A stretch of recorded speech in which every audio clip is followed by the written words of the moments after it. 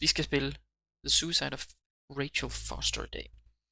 Og det er ikke helt hårdt spil, så vidt jeg kan forstå. Hvad står det her? Auto. Ja. The Suicide of Rachel Foster is a fictional game containing sensitive subjects. If you're struggling with Rachel Foster i dag. Og det er ikke helt hårdt spil, så vidt jeg kan forstå. Hvad står det her? Auto. Ja. The Suicide of Rachel Foster is a fictional game containing sensitive subjects. If you're struggling with personal issues, our dev team strongly recommends that you refrain from playing a game without supervision and help. Jeg håber ikke, det var vigtigt.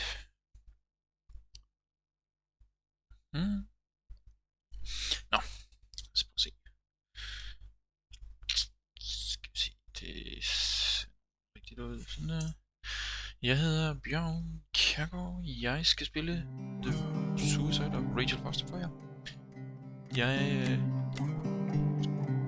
Jeg skal nok få sat et kamera op, men jeg har ikke det endnu, og jeg havde lige lyst til at spille og teste, hvordan det hele fungerede, fordi det er første gang, vi gør det. Så lad os, jeg synes bare, vi skal komme i gang. The Suicide of Rachel Foster. My dear Nicole. Jeg fornemmer, at jeg skal trykke. Det skal jeg også. You are the daughter. Jeg skal læse det dernede. Daughter. Dreams are beautiful. We've been through a lot, and I know things haven't always been easy. But remember what Dr. Franklin said after your speech at high school graduation. Faced with the dragons, one must brandish sword and shield. Someone has to know when to kneel before the dragon. Så det er hans indre tanker, der står nederst. I always thought of you as a fighter who faced with the toughest challenge, is capable of brandishing all the weapons necessary to fight courageously and heroically. We never talked about what happened with Leonard, your father, but now I need to tell you a few things before his illness separates us. Okay.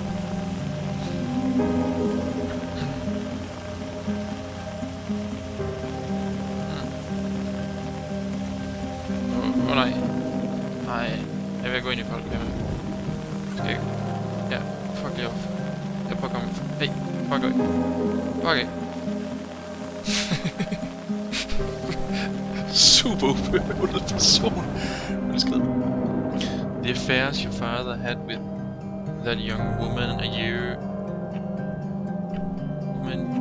years ago, and her ensuing suicide broke our family apart forever. I imagine exactly what was going through your head in that moment. My father no longer exists for me. I can only trust my mother. Hvorfor skriver hun kun på en fjerdedel af papiret? Det der super spild af papir der.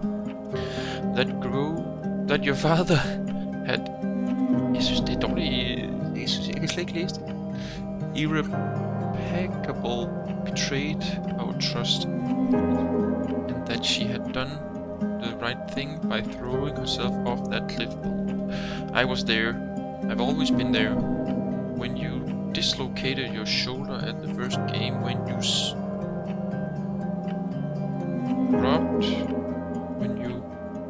robbed at night in a you wouldn't recognize, and you kissed on Borgs under the Christmas. You must against abortion in your first year at college. What? Duncan was a good kid, but even if I've never said so before, I immediately thought you wouldn't have a lot to talk about. Talking to the foundation for every relationship. If you don't talk, you drift apart. There is so much to say when you don't have a lot of time to say it. First of all, I'm sorry. Fuck off. Piss off. Undskyld, jeg er vigtig her. Hvorfor har folk kun grønne og sorte?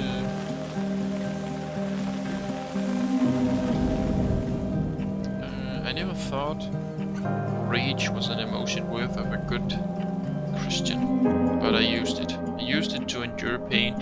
I don't want you to live your life like I have, my love. I want you to be free from the past once and for all. That is why I want you to do exactly as I say. Sell our hotel. The hotel is my family's and yours, entitled to it. Go back there, Nicole. I've hired a lawyer in Helena, Mr. Jenkins, to give you this letter once your father has passed away. I will already be gone long. Take a quick inspection, sign the papers, and seal those walls that hold nothing but rage. Keep what you need to pay off your university loans and give the rest to the girl's family. Let's end this story once and for all. Yeah. We've always been there for each other. I wish I could still be there and there at your graduation, your wedding, my grandchildren's birth, but that's it. We don't know how much time we have. Og så kan man se, der er nogen, der har grædt på papiret. Use yours to love. There's nothing else worth living for, fighting for, or dying for. Believe me, I love you above all. Your mother. June. Jeg formoder det. Ja, June 24th, 1991. Okay. Men det er da godt nok den største begravelse. Der er godt nok mange mennesker. Det er helt sindssygt. Okay, det er som om vi er...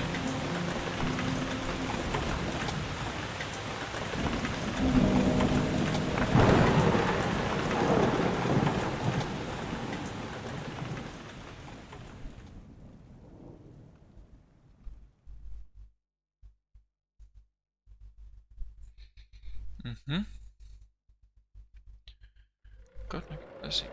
Okay. Det er meget The Shining allerede, kan jeg mærke.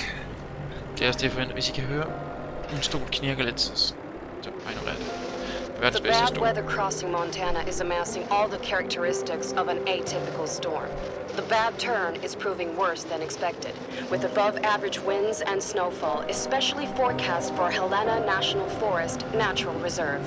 The National Weather Service warns residents to follow all instructions given by local authorities and to avoid all unnecessary travel. Some concerned meteorologists are comparing it to the storm that hit Billings in 1955, with 42 inches of snow falling over a single night. Are we heading into the mother of all winters in Lewis and Clark County? 42 inches. Det er kraftigt meget. Meter. 30-40 centimeter, tror jeg. Det kan også være ligegyldigt, men det har nok en indflydelse senere, kunne jeg sige.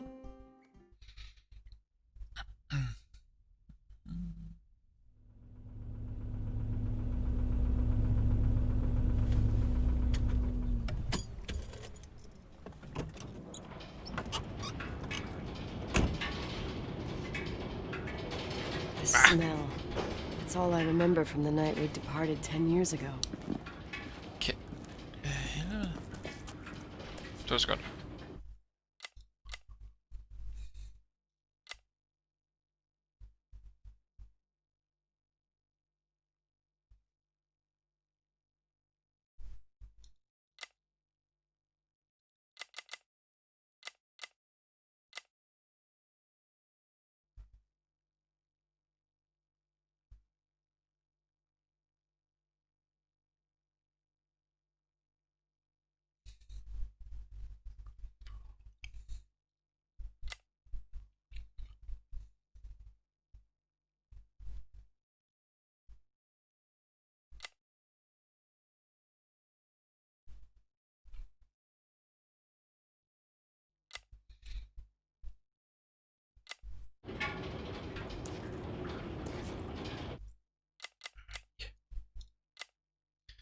Hvad fanden er det her for noget? Kan jeg ikke få lov til at spille det rigtigt?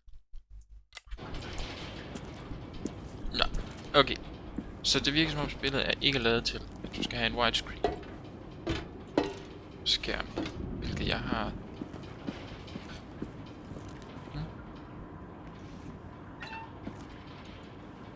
Okay. The attorney said to check the office first. It should be just beyond the Mountain Museum at the end of the stairs to the main floor, if I remember right. Det er en del af spillet, det her. Det tror jeg da ikke, det.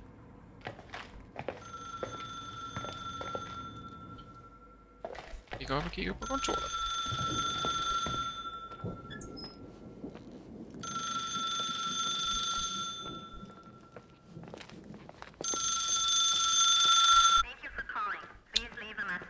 Ej, for helvede. Tag den, så tag den.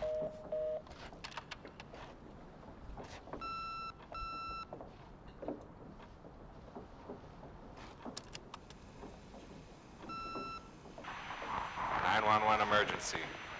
How can I help you? What's your emergency? Hello? Can you hear me? What's your emergency? Hvad? Var det en voice? Mr. McGrath, hi, it's Paulie from Century Telephone Company. I'm sorry to bother you, but as I told you last time, the company requires cutting off the telephone service to delinquent customers. I'm really sorry, Leonard, but my hands are tied. We have to go ahead. I'm sorry. Goodbye.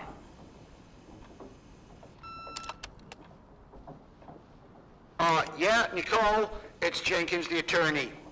The hotel chain that wants to take over your hotel has just dumped a mammoth holy Bible of documents on my desk that I need to check through. I have to personally go to the county land registry office before we meet. Listen, I know you didn't want to go to your father's funeral, but now the hotel is entirely your property. The law requires you to assess its condition before putting it on the market. It's very noble of your mother to want to repay that poor girl's family, Rachel. Not everyone would deprive themselves of such a sum. Anyway, it's up to you now. Get to it. I'll bring you a burger you Portland folks can only dream of. Oh, I left you some notes and a master key on the dining room table of your family's old apartment. Start your rounds from there. Give me a couple of hours. Don't run off, all right? Okay. Var det ikke lidt mærkeligt? We should have hired a decent attorney from Portland, Mom, not this potato head. Come on, let's do this. Okay. To-do list. Mr. Jenkins said he left management key in the master suite. Yeah. Kontor. Master suite.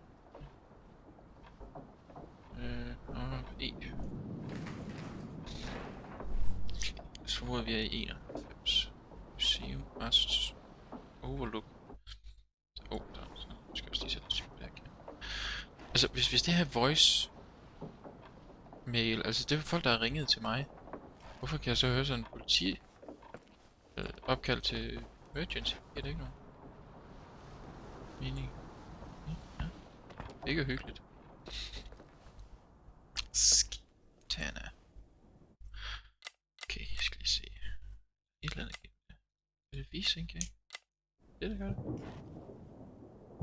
Ja, det var det. Okay. Så det var det. Okay. Så jeg skal i hvert fald ovenpå. Altså, de er så hyggelige sådan nogle. Hvad er det her så for noget? Jeg er der. Stå ski. Det er meget shining det her. Hold da ikke op. Det kan jeg godt lide. Okay. Der kan jeg ikke gå. Hvorfor? Okay. Det virker også meget shining, at der er en økse, der er forsvundet. Okay. Okay, så vi har en gang her. Okay. Okay, det er fedt nok. Jeg kan godt lide det her. Hvor hygger sig lidt. Dining room. Så nogle telefoner.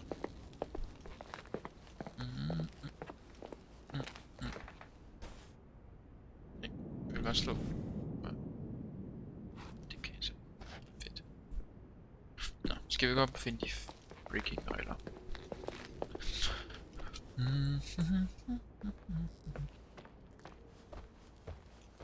Nogle billeder der er væk. Hvad er det? Okay. Så må vi se. Okay, det kunne godt. Hvad er det her? Okay. Så døre der er lukket. Skal jeg som udgangspunkt ikke ind af? Ja, det er ikke master suite. Okay.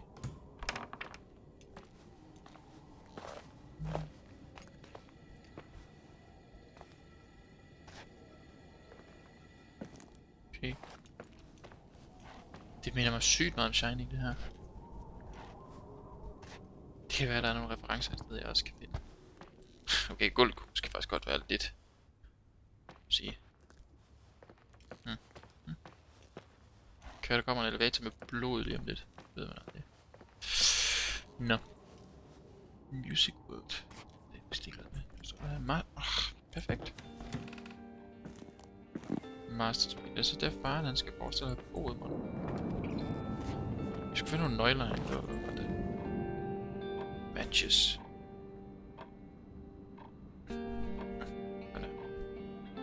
Firefly matches.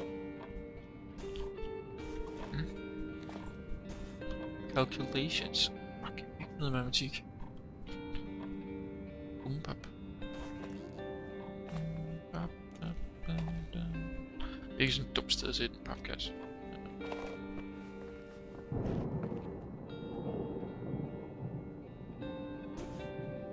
Astronomy. Okay.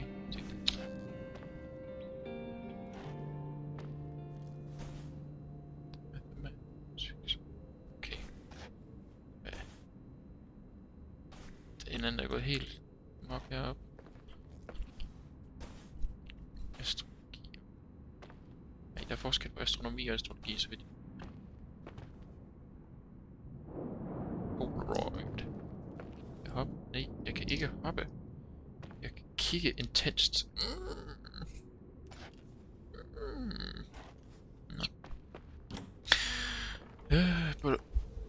Okay. God, everything's here exactly the same as when me and Mom left 10 years ago. It's so... Battle of the Bands. Doesn't matter. Quick tour, nothing more, Nicole. Battle of the Bands, ligesom i Scott Pilgrim. Er det en ting i virkeligheden? Jeg ved ikke noget som helst om. Der står der så dernede. Sommer. Okay.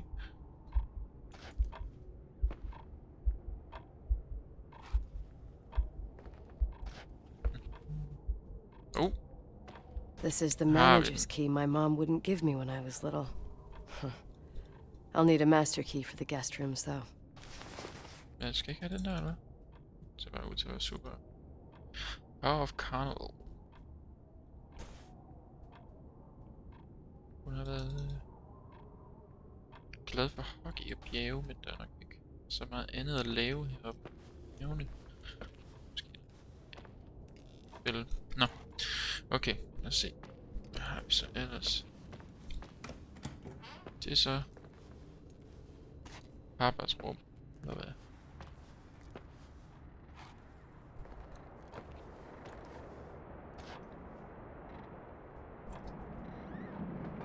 Sådan noget med noget rigtig godt. Hvad fanden er det her for noget?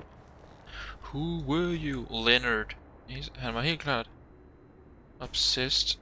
Sådan en her kan jeg... Okay, jeg kunne ikke engang løse sådan en, jeg ved ikke, hvad jeg kan det godt.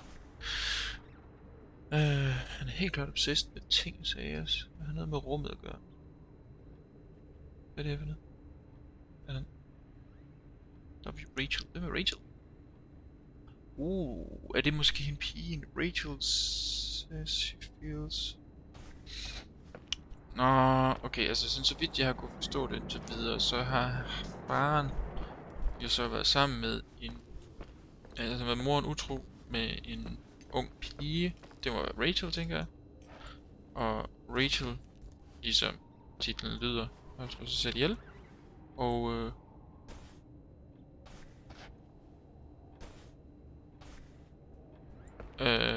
kunne slå sig selv ihjel. Efter det. Og så blev familien skilt ad, og... Here we are. Så kan det selvfølgelig være, at der er noget mere til hele det her. Det er rimelig... Det er også rimelig kedeligt at sidde og spille det spil, hvis det bare var det. No. Okay.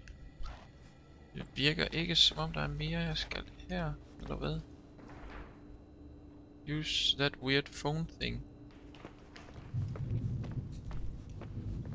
Er det den weird phone thing, jeg prøvede at trykke på lige før, men ikke kunne få lov til? What is this, a joke? Nej, stopper du. Hello? Can you hear me? Is this Miss McGrath? Wilson. McGrath was my father's. This is Helena Federal Emergency Management Agency. My name is Irving Crawford. Mr. Jenkins told me you'd be arriving. Mr. Jenkins is a very enterprising man. Oh, I guess so. I wouldn't know. I'm kidding. Oh, right. Any reason for your call, Irving from Federal... whatchamacallit? I'm calling to assist you during your stay at the hotel. What? The timberline is old but sturdy. You'll enjoy your stay, and be safe, no problem. Oh. The furnace, wiring, it's all under control. Oh, okay, enough. What? I don't know what Jenkins told you, but I have zero intention of staying here longer than, let's say, 20 minutes. Oh. But the storm. Yeah, it doesn't matter. I'm leaving straight away. Maybe you're not aware. Thanks for everything. Irving, right? Irving. Yeah. You... Bye. Okay. Jeg virker ikke som en super pleasant person. This place is a real mess. Never thought to find anything like that. Okay.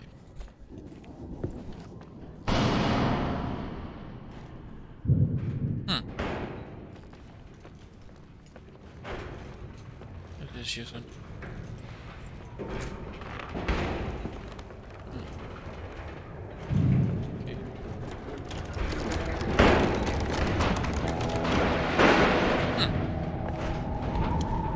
Lad os formode det for vise os, at den her storm, den er ikke for sjov. Look. Hello? Hey, you still there, Irving? Huh? Oh, yeah. I'm still here, Miss McGrath. I mean, Miss Wilson. When you said this shack was sturdy... Oh, that's what I was trying to tell you before. Around these parts, the weather... How much time do I have to move? The snow piles up pretty quick, and some parts over 3,000 feet are already icing over. I gotta risk it. You're not thinking of taking the car? No, I was thinking of jogging into town. Okay. Nicole, listen. If your car breaks down, we can't come get you. Not even with tanks. Whatever happened to Miss Wilson? Sorry about that. I just... Nicole is fine. That said, thanks for everything. Again. Thanks. Seriously, if you ended up out there with your car gone dead, with 12 inches of snow and 20 degrees below zero, your lungs would collapse in a few minutes. I remember how things work in the mountains. Luck doesn't exist. As a FEMA agent, I have to insist... You know, you're not the first man. To do what? To try and stop me. Hey, wait! Bye! Det her, det kunne godt være danske priser. Hva? What can go wrong? All right. I have a 1986 Dodge. Sådan ikke. Det er meget Firewatch det her. Med at vi har en person i den anden ende. I won't stay here a minute more. No way. Så guider The os. attorney, he'll Ja. take care of everything. Fuck all this. Elevator is... Elevator.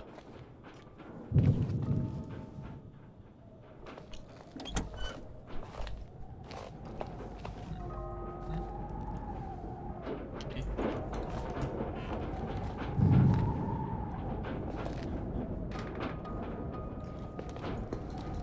Let's get our drink on. Ellers... Det er det værste. Okay, lad os få se. Så cleaner du. Skal jeg se, jeg skal bruge det spil, det der. Ja. Okay, man skal i hvert fald ikke gå ud. Så meget kan det godt regne ud.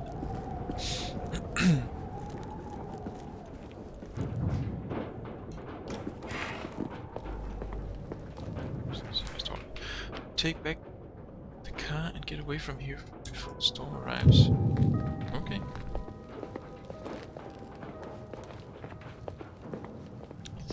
Kom, det er så godt nok.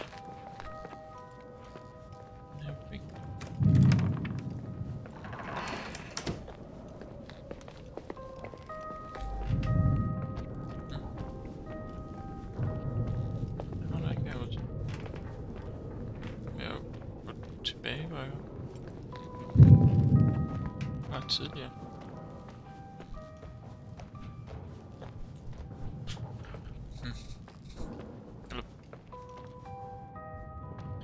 Og det var sgu da ikke her, jeg kom fra. Upsi. Prøv at se. Okay, det var her. Ja, okay, så det der rum derinde.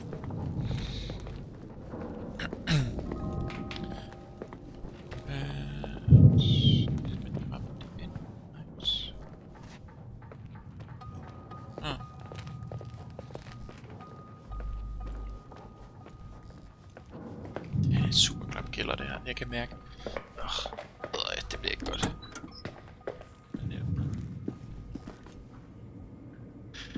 Den eneste grund til, at jeg er så modig, som jeg er, og bare casually vandrer rundt, det er, fordi jeg ikke formoder, at det her det er den slags spil, hvor der er noget, der hopper ud mod mig.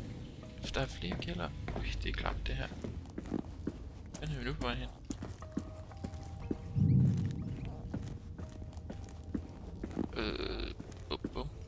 Det her, det kan jeg godt lide. Okay. Det er allerede klamt. Men på en god måde. Det.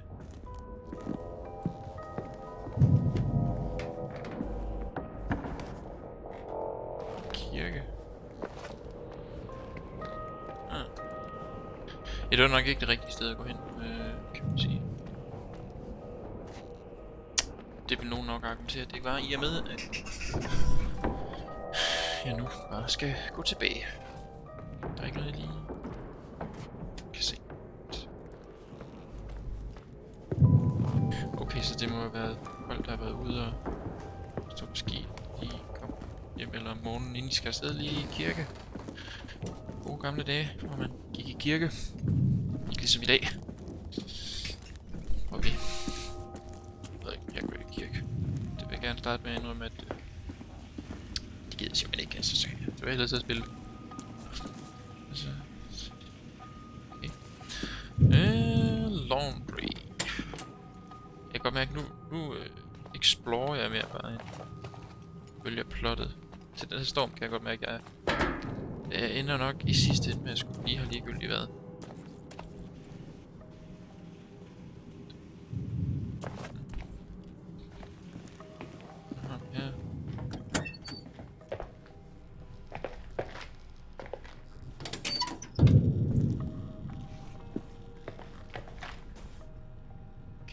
Radio. Fedt. Jar of beans. Det er jo ikke et jar of beans, hvis der ikke er nogen beans i for hævledet. Det er bare jar. Okay. Hydraulic pump furnace. Og der er stadig noget der. Hydraulik.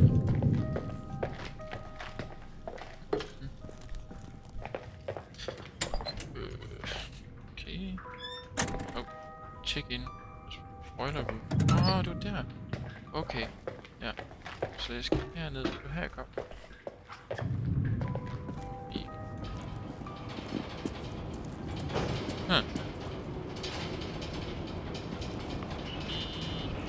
Tell me you changed your mind. You there? Uh-huh. Oh, yeah, right. It's a direct line. I can't find my car keys. My fucking car keys. I left them on the seat. You sure? Think so. Maybe someone... No. Listen. This office is about 12 miles from the hotel as the crow flies. It's 40 miles by road. There's nothing or no one in between, and that's not a good thing right now. God damn it, I knew it. Oh, maybe the keys are in your pocket. Wow, that didn't even cross my mind. Only trying to help. Yeah, that was kind of bitchy. No problem. The keys will turn up. The good news is that we have these new cell phones. That's what they call them. Radio doesn't reach out there. I bypassed the signal to create a direct line through a shortwave sequencer. It's like a two-way radio station that's always open. Oh, this place. I vowed to never come back. Listen, I might only be a voice, but remember I'm here for you. If you need me, just call. Seriously. Ugh. Fine. Okay. Oh, so I have to open the garage door. Hope it's...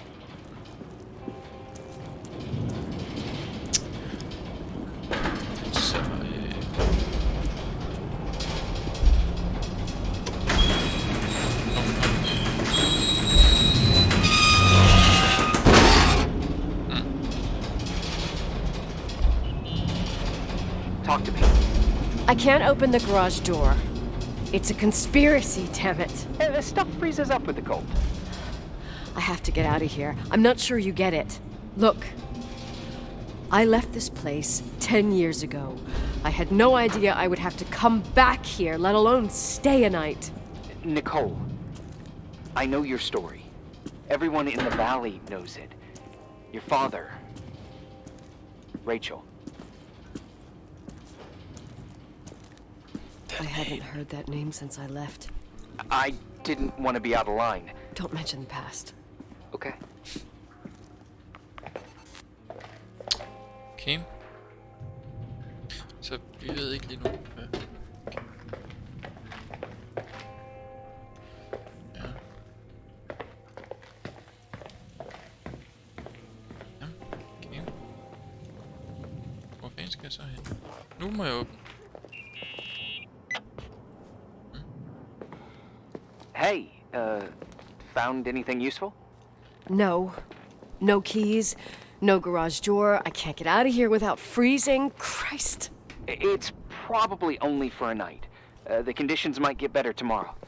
They might? Look, I'll be on duty all day. Call me when you want. Even just to talk. Okay.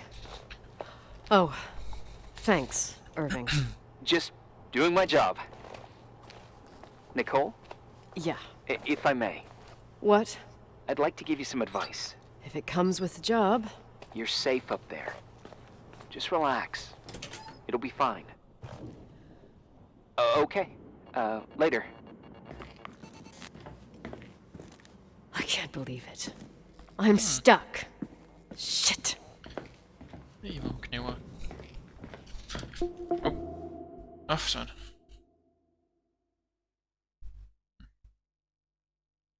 Det var simpelthen dag 1.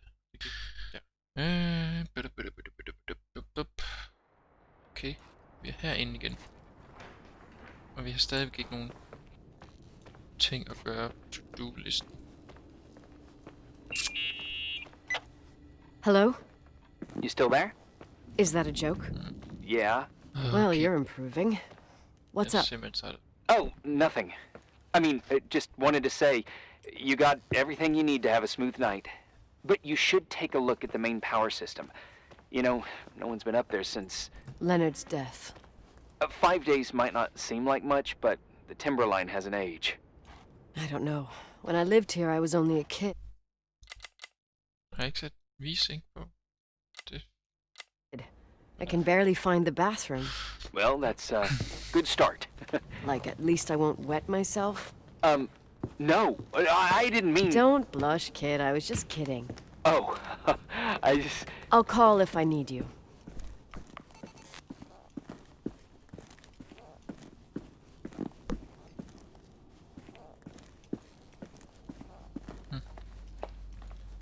Okay, hvor fanden skal jeg hen? Jeg mangler at ringe lidt rundt, kan jeg. Der er nogle opkald, jeg lige... Okay, folkens, jeg prøver lige hurtigt ind og kigge i mit... Screw it. Folkens, vi fortsætter bare herfra. Og så satser vi lige på jer. Jeg tror det jeg gjorde faktisk var, at jeg gik op oven på de værelser, jeg ikke havde været endnu. Ja, det er jo utroligt så hurtigt, jeg kan glemme. Først bare overlook. Ja.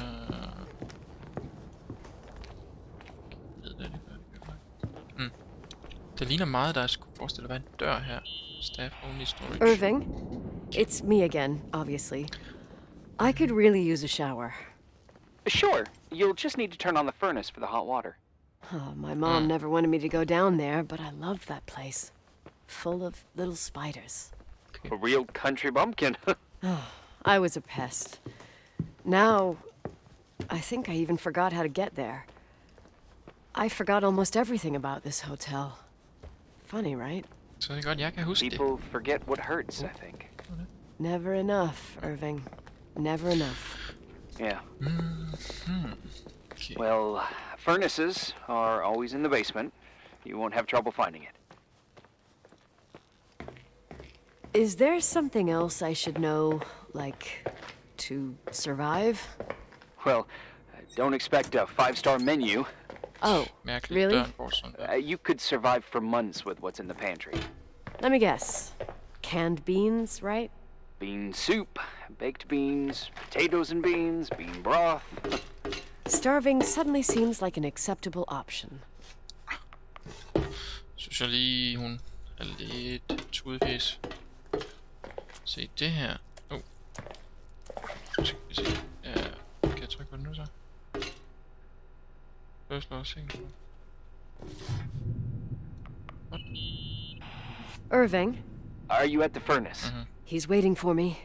He's down there. Ja, hvad? What? Der er her. Who? Old farting ghost!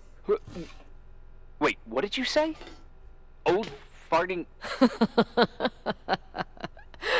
I used to hide down there with hotel guest kids and wait for old farting ghost to come and get us. Farting... The furnace? Yeah. When Leonard found out, he almost choked laughing. Your father laughed about stuff like that? Yeah. Well, that's long gone.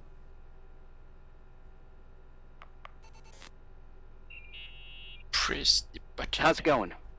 It looks real complicated. Furnaces are all the same. Can you see the control panel? I guess? What does the pressure gauge read? Huh? The thing that looks like a clock. Looks like 220. Oh. Hvad? I don't like the sound of oh. Skal ikke It should be more like 220? 210 psi. Pressure's building. You saying I have a choice between freezing or blowing up? No. Push the green button. It's the starter. Old farting ghost, you rank spirit! Jeg synes, Wake jeg havde up! trykket på den Huh? her. Nothing, just talking to an old friend. Kæft, hvor sjov. Bare så fucking sjov.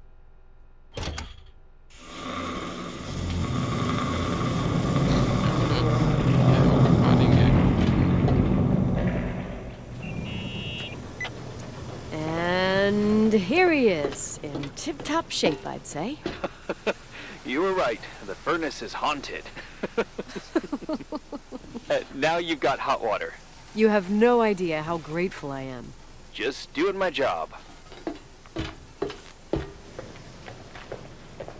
er også lidt mærkeligt, han ved det her. Altså jeg tænker, er han ikke er han ikke agent? Eller en form for agent, og så ved han, hvordan sådan et furnace virker i den. Okay, selvfølgelig ringer han. Give me some good news. Just letting you know that the rooms will heat up before the hallways. I just want to go to bed. Did you find a room you feel comfortable in? Yeah, my old room. It's exactly like I left it. Leonard cleaned it, but he didn't touch a thing. Same as you left it. Exactly. How does that make you feel? They teach psych classes at FEMA. Well, just being nice. It's endearing. But I'm not 16 anymore. There's lots of other rooms in the hotel. No, I think I'll sleep just fine. Okay. Nå, okay, så virker det som om vi er kommet til det punkt, hvor vi skal til at sove, eller hvad? Men jeg vil udforske det her hotel! Hvad er det der for en rum? Det ser nice ud. Totenpæl. Guardian.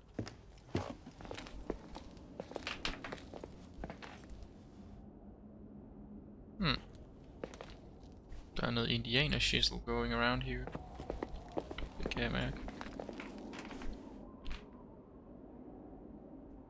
Okay. En vase.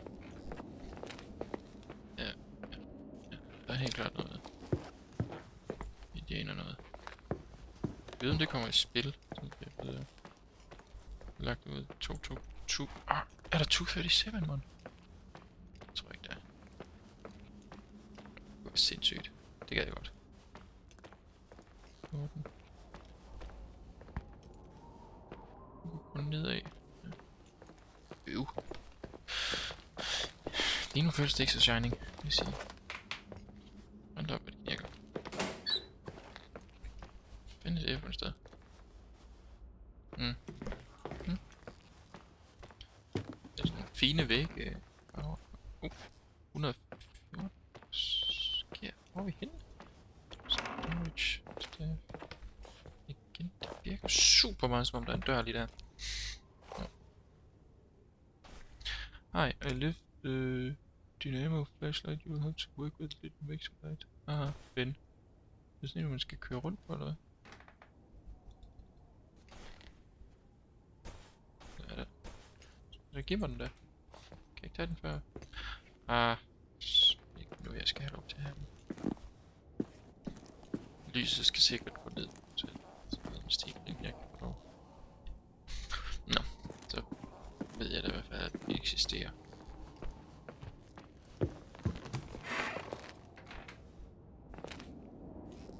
Og der så slet ikke. Okay. Hvad har vi så? Hvad hedder den? I'm dead. Okay, så jeg skal tilbage til første så. Detektivs nok. Nå, det var et museum, jo. Er der en etage mere? Det er der ikke. Second floor room. Ja. Men det her, det er totalt meget The Shining gulvet. I sådan en fake version. Det siger jeg, ja.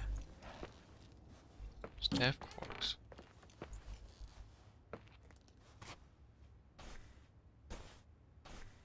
Okay. Ring.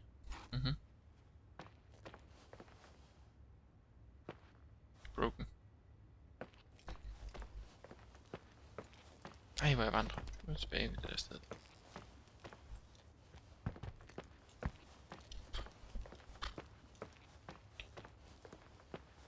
Det kunne være sindssygt, hvis spillet var sådan, at det ændrede layoutet. Alt efter hvor sindssygt at min karakter bliver.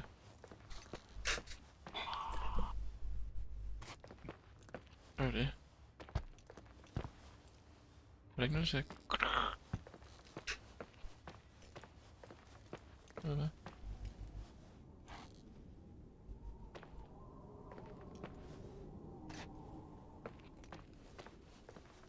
Okay. Det lød 100p, som om der var et eller andet, der skrattede, som var min.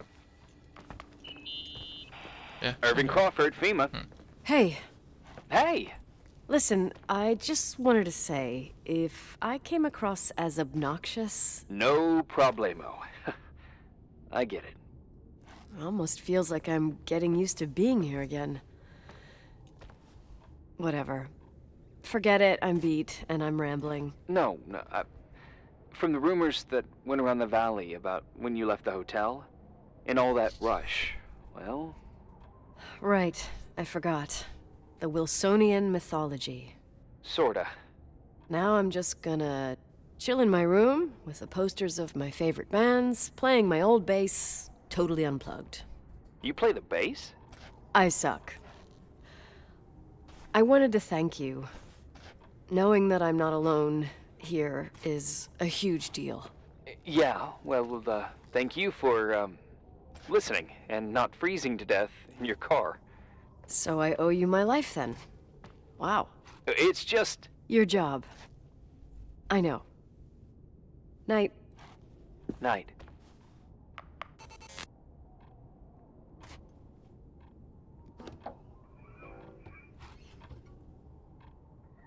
Det virker super out of characters, det her. De sidder og spiller bas. Men jeg kan faktisk godt spille bas. Også i virkeligheden, så... jeg føler ligesom, at det her karakter, det er mig nu. Hold op. Nå. Dag 2. Hvad skal der ske? Bum på dum. Ny dag foran os. Jeg føler nærmest, at jeg har udforsket hele hotellet allerede. Det måtte godt blive lidt uhyggeligt.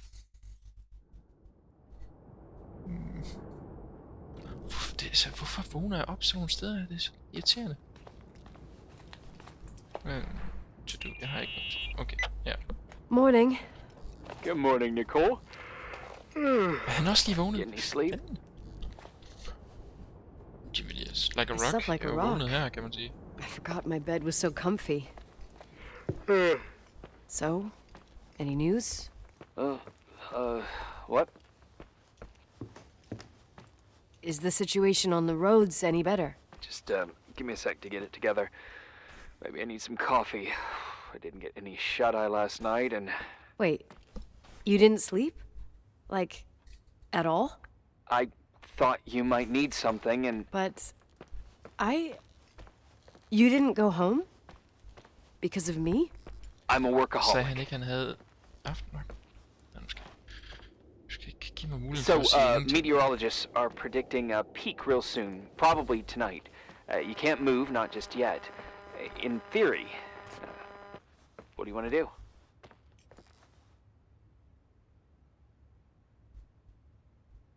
I'm hungry. I'm gonna eat first, then I'll think about it. It's time for you to take a tour of the pantry. Deal. I could eat a horse right now. The baked beans will be scrumptious. Hvad er det her for noget? Hvorfor? Det er simpelthen blevet ikke sømmet til, men skruet til, og så er der lige noget grønt tape på. 217, det må jeg lige huske. Det er ikke så langt fra mig. Nicole? Irving, how long has it been since someone's inspected the pantry? Inspected? You mean stocked? I'd just like to know if I should choose between malnutrition and food poisoning. There'll be tons of things to eat.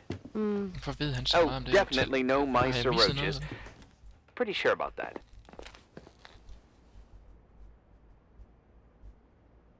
When I was growing up, I used to love chasing mice. Now they're gonna chase me.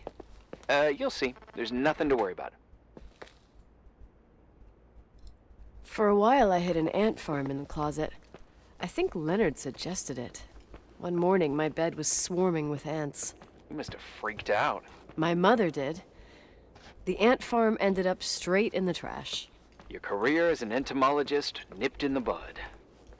Didn't think I still remembered all these little things. Så hun er lidt en sær type. Music, lovely thoughts, journey, the infinity. Så det er noget, jeg skal forestille at kende. Det er irriterende, når der er sådan en dør her, og jeg så ikke kan åbne den overhovedet, men den er tydeligvis ikke låst.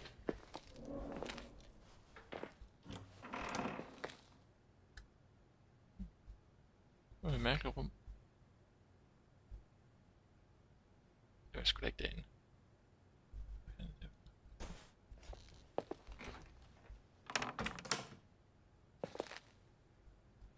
Okay.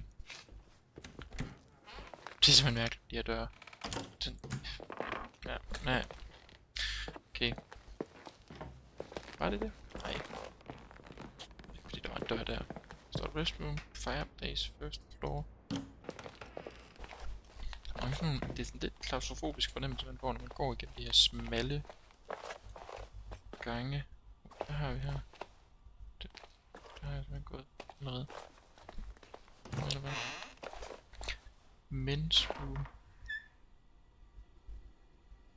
Er det ikke taget lige ud af Shining, det her? Nogen der har været i gang med at lave den. Dick. Åh, pik.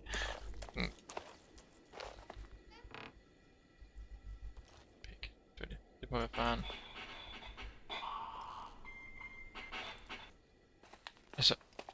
var et eller andet lige der. Der sagde sådan en lyd.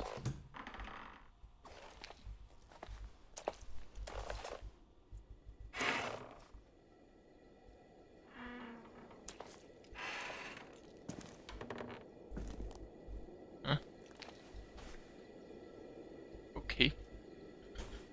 Så det er godt nok noget lort, du skal lægge, hvis du bliver nødt til at bede Gud om hjælp. Lidt mærkeligt. Okay. Jeg kan ikke finde ud af, om det er fordi min roomie han er ude i stuen og går rundt. Nogle gange så kan jeg som om, jeg kan høre et eller andet. Men det kan også bare være det lydarbejde. Hvad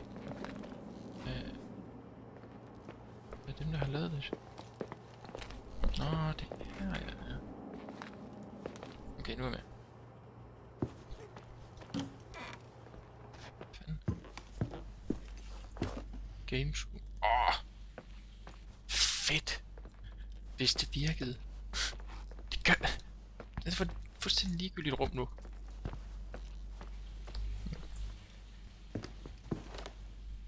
Det var en samme plakat, vi havde på værelset.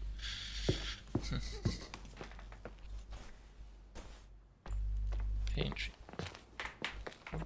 Nå ja, måske skal jeg bruge det her. Fridge. Offices. Dining room. Kitchen. Restroom. Ballroom. Offices. Okay, så faktisk roomet. Der var det. Whatever. Okay. Det er faktisk roomet.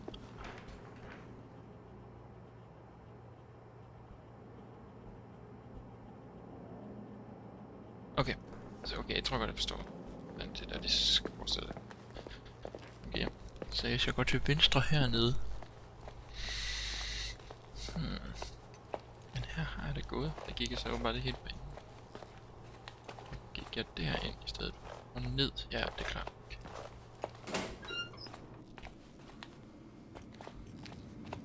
Der er ikke.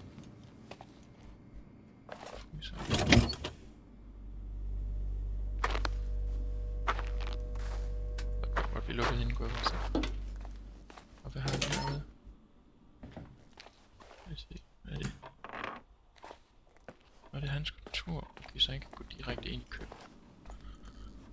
Onsdag. Ja, det var regulations terræn. Klamt. Pantry. Der er et eller andet der. Hvor er det? Pantry. Hvad er det sådan noget her?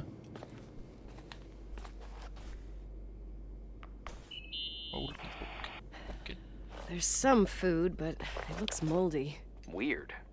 I didn't expect that. There's a freezer. Take a look there. Okay. Ja, så går jeg ind i den fryser, jeg har været i. Det er super fint. Jeg ved åbenbart ikke så meget om det hotel, som han går for her.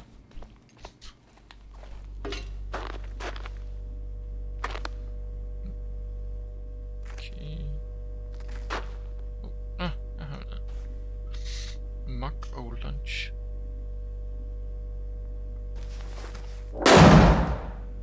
Nej, hvad sagde jeg?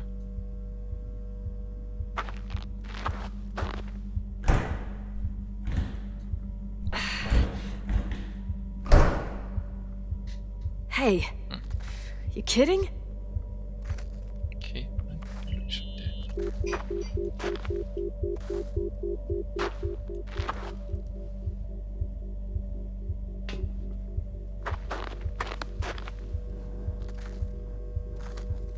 bum.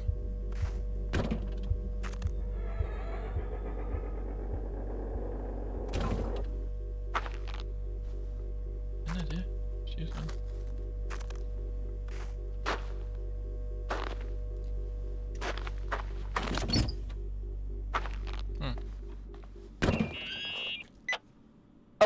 I almost forgot. There might be a problem with the fridge door. Just make sure it Are doesn't you close. fucking with me? No. Wait, what did I say? It would have been more useful to know that before I got locked in. Oh, holy shit, I'm a freaking space cadet. Yeah, I could have died in there.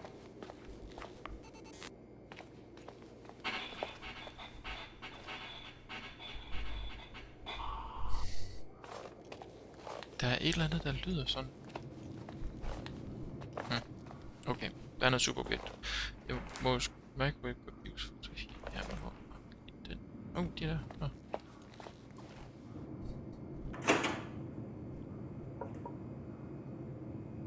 Og der er en Jack Torrance skjorte på og det hele.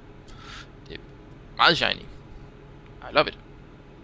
Det er virkelig hyggeligt at gå rundt der. No. Hvad har vi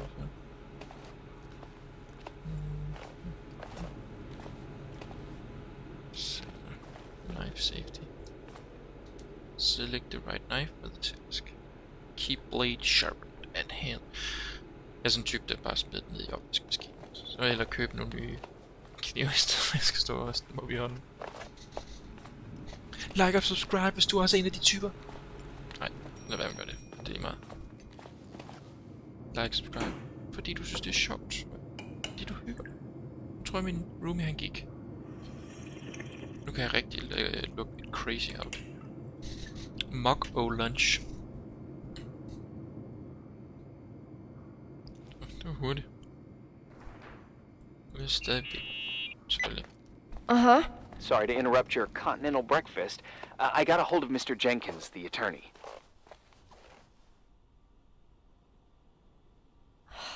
I'm only taking good news today. Otherwise, let me eat. Up to you. Thought you'd like to know. Oh, come on. He called 911 after just a mile. Well, I might as well finish the inspection. I can do it without Jenkins. He told me to give you a message. Here it is. He says to... This is a swear word, and you don't need to hear it. Nicole, at this point, start assessing the general conditions of the hotel on your own. Jot down what you want to keep. I recommend you start with the second floor. It's surely the most damaged. Please, only call me if you've got good news.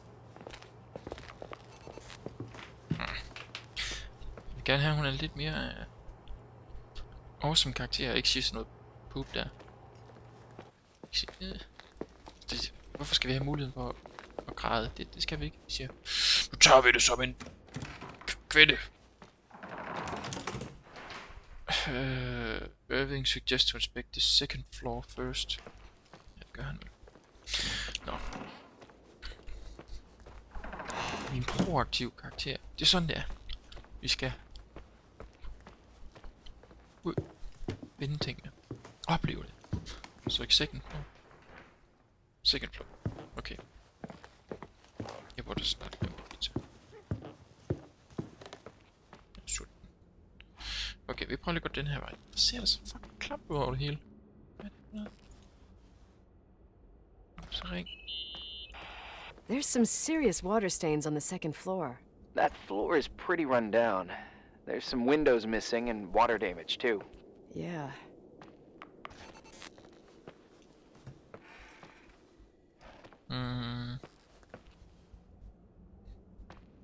What?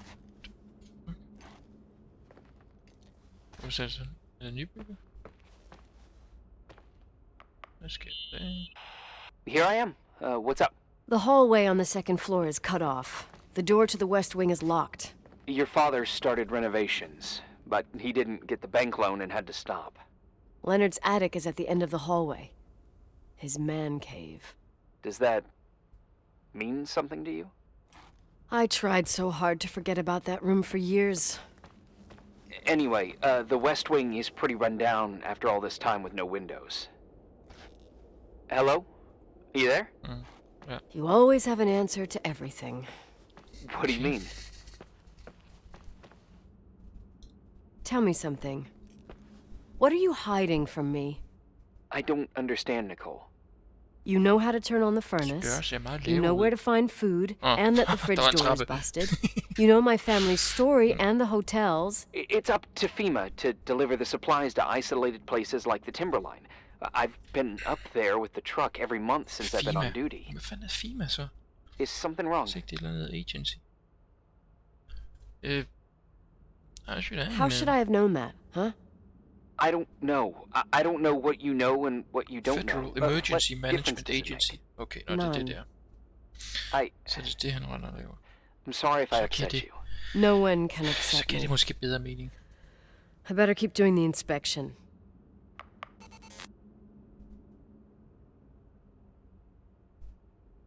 Nå. Ja, men hvis jeg kan komme ind her, så går jeg vel bare videre. Nå, skal jeg heller ikke ind. Heller ikke der. Heller ikke der.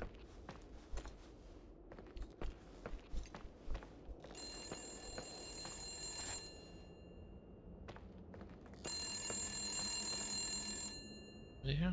Nej. Jeg ringer.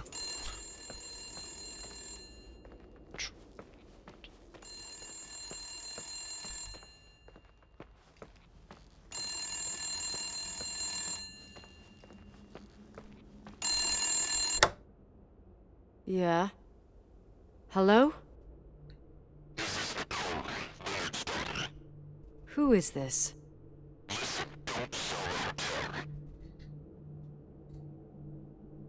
Who the hell are you? Rachel is still there. Don't sell the hotel. Is this a joke? Who is this? Don't do anything stupid. Ja, det var nok det, jeg What? svarede. You think you can call my house and threaten me? Come tell me to my face, asshole!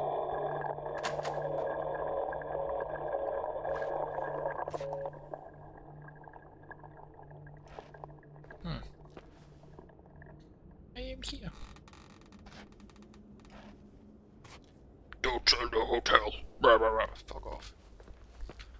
Sælger præcis det hotel, det passer. Stadig ikke noget. Så går jeg det bare rundt igen. Rachel is still here. Se hende nu. You pissed at me? I don't have time to rehash my past with you. I've got a different problem. Someone just called the hotel. What? Who? It was a bad connection. What did they want? They said, Rachel is alive. Don't sell the hotel. Idiot. There's something else that doesn't make sense. The phone lines are down. Leonard stopped paying the bill months ago. I'll ask someone to run a check. You're breaking my balls. Unbelievable. I mean, with the storm, the closed roads, and people croaking and all, someone has nothing better to do than bust my balls? Around these parts, time passes in a different way. Some stories seem like they've been forgotten, but actually they just sink down. Sink down? Like tea leaves in a cup. Okay. I think I get it. Almost. That girl's death. Rachel. It was the result of painful events, and now it's someone's obsession. You talking about anyone in particular? Well, her death ruined two families that everyone looked up to. Yours and Rachel's. Your father, McGrath, the genius astrophysicist, and Rachel's father, the upstanding Reverend Foster, known all over the county. Not something easy to forget around here. You know what I think? They can go get fucked, every one of them. I know what we went through. No one else. Fuck them. Okay, så bare her var Astro. Okay.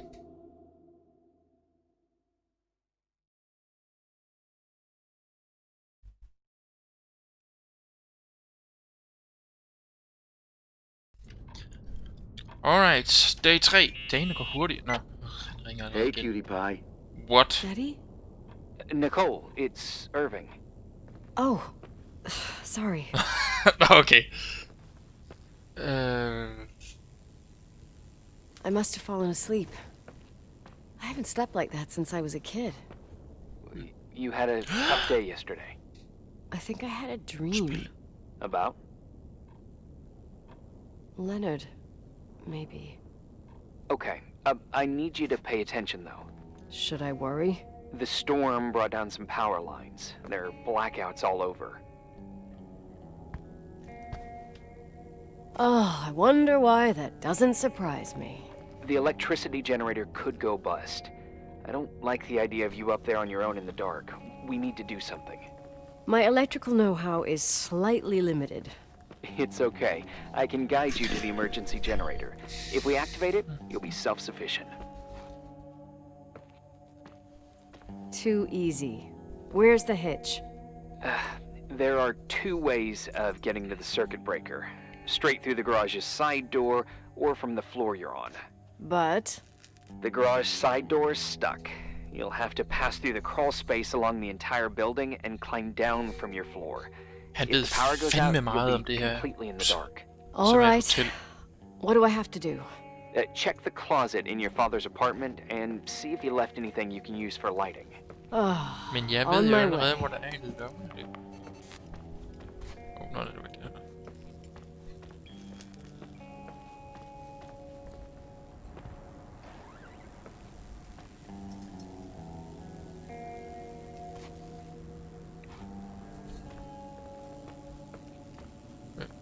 Jeg skal ikke.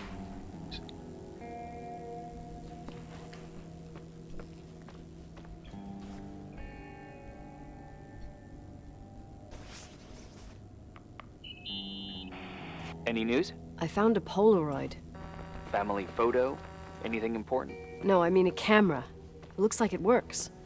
You want to take a photo of the generator? No, you moron. I was thinking of using the flash for lighting. Ah, smart. Det You can lugter try. allerede langt væk af gyser, det her. Oh, hold da op. I had one just like this when I was 16. Leonard gave it to me. Maybe it's the same one. No way. I broke mine hiking on Hogback Mountain. I cried all day with Leonard insisting it was only an instrument used to capture images. He said, "You keep the really important ones inside." Can't say he was wrong. Oh, yeah. Anyway, the Polaroid's better than nothing. The light from the flash could come in handy.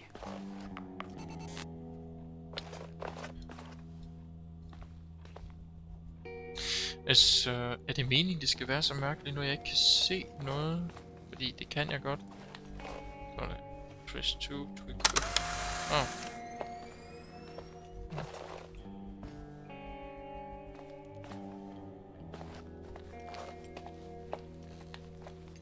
Okay, jeg tror, jeg vil sætte brightness ned til...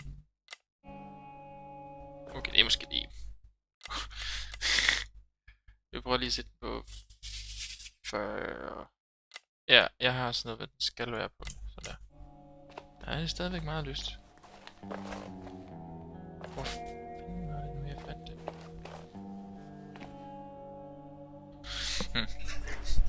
Okay, jeg siger crawl space on the first floor staff area. Okay.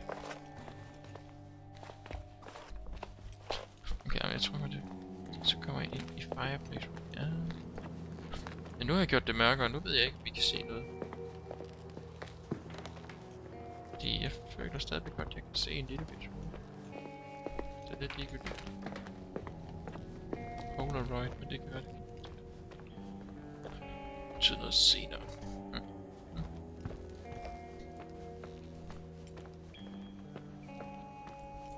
First floor.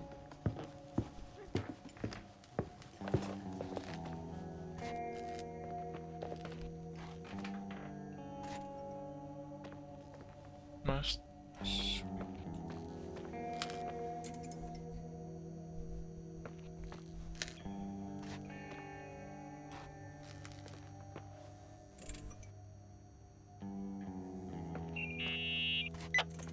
Hey. Okay, almost there. I think the lights are getting worse. You need to move fast.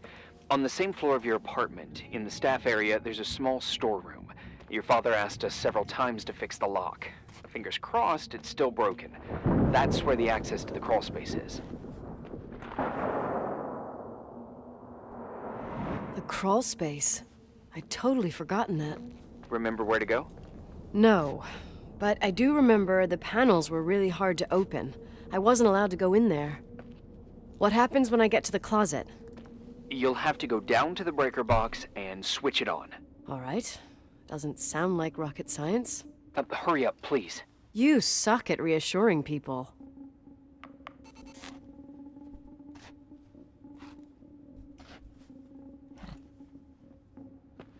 Jeg kan ikke få det her. Hvordan får jeg den der press to use portal? Jamen det virker overhovedet ikke. Det er godt nok blevet mørkt. Hvordan er jeg på vej hen?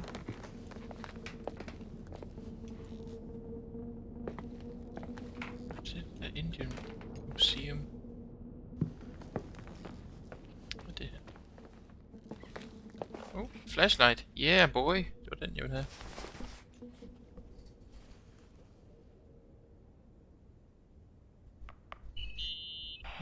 I found the crawl space, and also a dynamo flashlight. Know how to use it? I think I just have to push the lever continuously. Is everything okay? I don't remember the crawl space to be so narrow when the technicians went inside. Maybe you gained weight. It's called growing up, idiot. Idiot. Det kender jeg godt. Se, jeg sagde det jo til, at der var sådan et sted. Men skal jeg så trykke?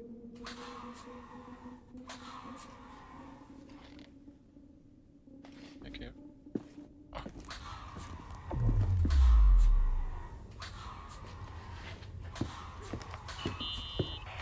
Shit. What's wrong? I am totally in the dark. I'd appreciate some help. Okay, stay calm. Can you see the bundle of cables above your head? Anyway, there should be some cables along the... Yeah, I know what a bundle is. Okay, easy does it. All you need to do is follow them and you'll get to the generator room. Don't go any other way, otherwise who knows where you'll end up. Perfect. I got the flashlight, sorta.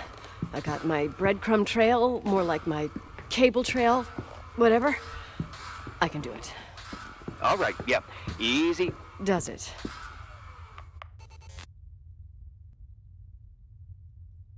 Hallo? Hvorfor kan jeg ikke bruge den her? Vi har den her i gang, eller hvad?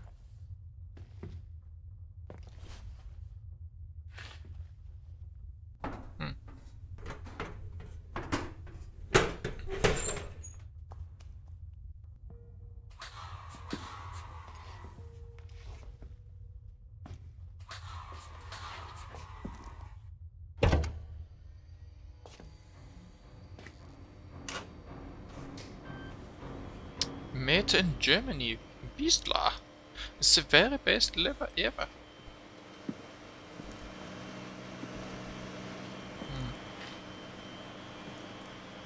Og den har i stykker. Hvad har vi? Lipstick. Ichiban! Lipstick for mænd. Hvad står der? Red doll. Leggings. What's up? Hi. I want to ask you something. Okay, go ahead. How long has the hotel been closed? About 4 years. Yeah, from... 4 år. Nå, så vi er I ikke mean, 91. did anyone What? think about doing a thorough clean of the basement? Don't know. Probably pretty rushed. Why? I found something. Another Polaroid? A lipstick. Huh. Doesn't that seem weird? It's a lipstick? You don't get it. It looks really old. I remember this brand. The girls at school used it. Weird. What? It didn't dry out. I could even use it now. It's perfect. I'm afraid I don't get it. Irving, this brand doesn't exist anymore. It's been, I don't know, 9 or 10 years. Okay, kom. Strange someone should wait 10 years to open a lipstick just to use it, don't you think? Why are you telling me this, Nicole? You want to get pretty there with the generator? Are you crazy? Gives me the heebie-jeebies. Nicole, it's just another one of those things customers forget. Well, yeah. You're probably right.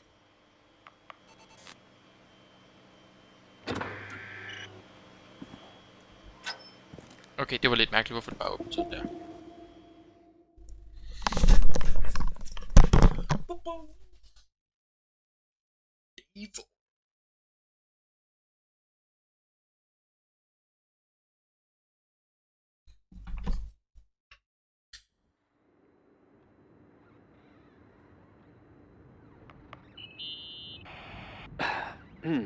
Reporting is ordered, sir.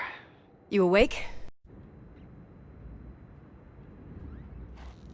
For once, I don't need it.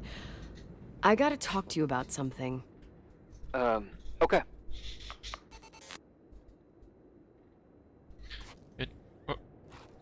Var det ikke sådan noget det? Det er slet ikke set. Nå. Okay, sheriff. The body. Rachel. Hvis de har fundet livet. Nå, okay, så basically alt jeg skal vide, det står her.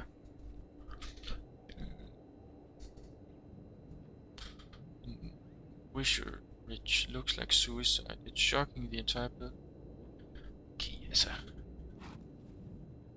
Timberline. Rachel's root. Rachel's body. Sheep Mountain. Missoula. So here, the strangest gossip of the month. After 10 years, Linda Ferguson, I saw Rachel.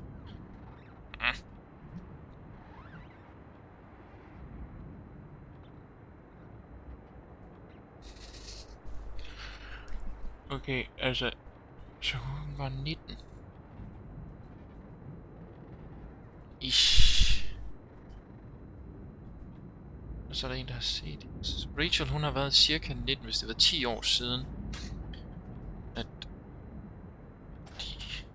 At de her kan forestille at have været skolemates, og hun var 29. Ja.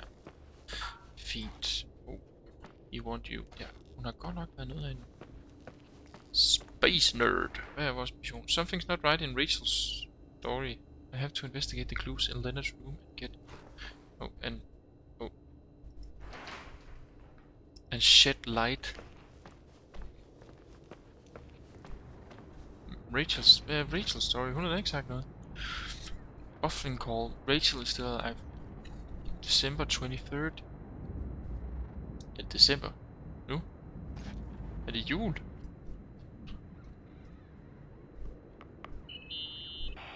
Here I am. You didn't tell me you knew Leonard. I thought we'd been through that. Let me finish.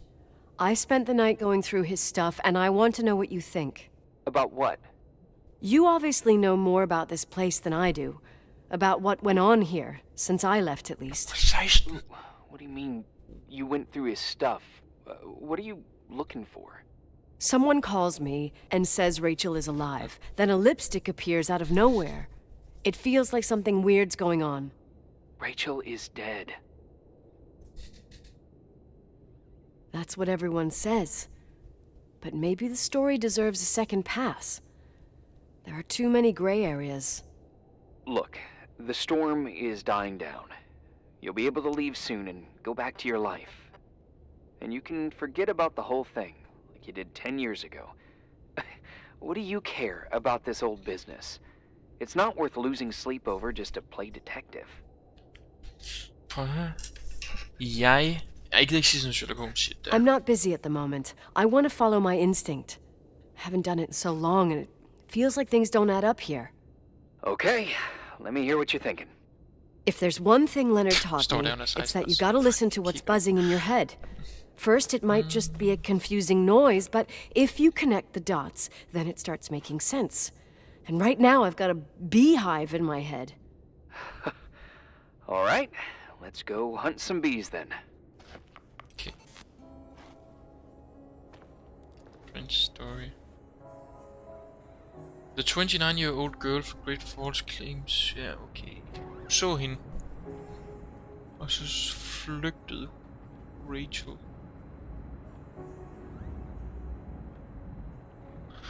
Ja, okay. Så den 16-årige pige havde en affære med en 49-årig mand. Altså, det står her, det er ikke noget, jeg finder på. Står det her. We have her last words. We found a letter with a clear intent to put an end to her life, said she. Oh, okay. hun var gravid. Det stod et eller andet sted. Ja, det står lige der.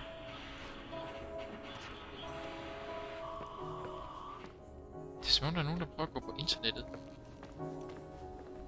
Er der det?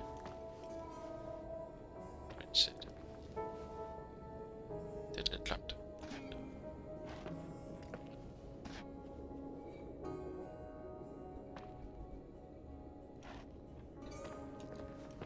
Nå.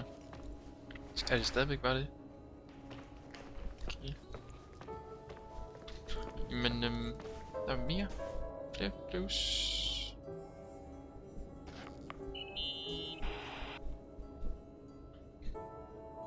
In this article from a couple years back, there's a statement by some girl who affirms she saw Rachel in a hallway at the Timberline. Who's this girl? A classmate, Glenda Ferguson.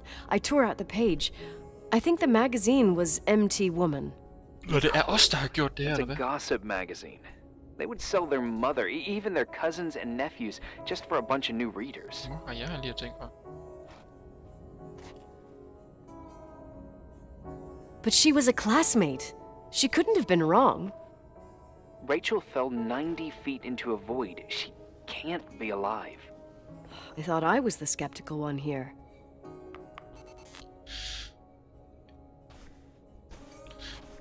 Ja, okay. Så det er meningen, jeg skal kigge på de ting. Kan jeg snakke? Ja. Jamen, jeg har læst det nu. Fint. So, listen to this. Graphologists doubt the authenticity of the suicide note left by the girl. Who said that? An investigative journalist. The article came out a year after her death. You think it's a setup? Perhaps. Okay, I'll hear you out. Jeg har mere. I found a copy of the local paper, dated December 29th, 1981, the day that the body was discovered. According to the forensics report, Rachel had been dead for days. She was 9 weeks pregnant. Yeah, that was the official version.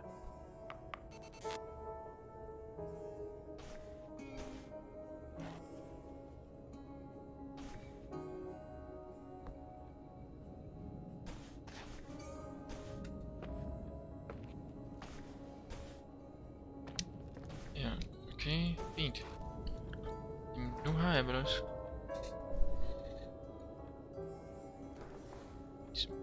Disclose.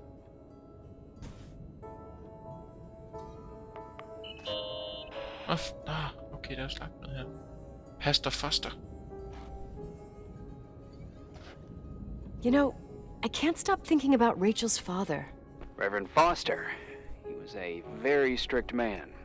Harsh, even for pastor standards. He and Leonard spent hours debating the nature of reality, the universe, and God. Well, opposites often attract. Do you ever see him? Rarely. He gives a service once in a while. Back in the day, I thought he was a kind of reptilian with a human skin suit. His daughter's death destroyed his ego. His faith made him even more cynical and lonely than he already was. I can remember him demanding total perfection from Rachel. That was insane. You don't think he could have harmed his daughter? Hey, no. But even Reverend Foster is a player we shouldn't underestimate in this story. Just saying. Right. Så de samme bøger liggende, det er fandme dårligt. Så det er ikke engang så mange ting, I har. Nå. Ja, ring så med lipstick. Remember the lipstick I found downstairs? Yep, you made a big deal about it. It doesn't smell. Should it? After they've been open for a while, lipsticks smell really bad. Maybe there's been other women. I mean... From what I gather, Leonard was a sort of recluse. And don't forget, the lipstick is really old. Could the cold have preserved it? Possibly. Anything else? This is just the beginning, like we pedophile. Beware shutting yourself into The gross den between mountains will not protect you now. You will pay for what you have done. Oh, okay. Ja. Så er der et sprog.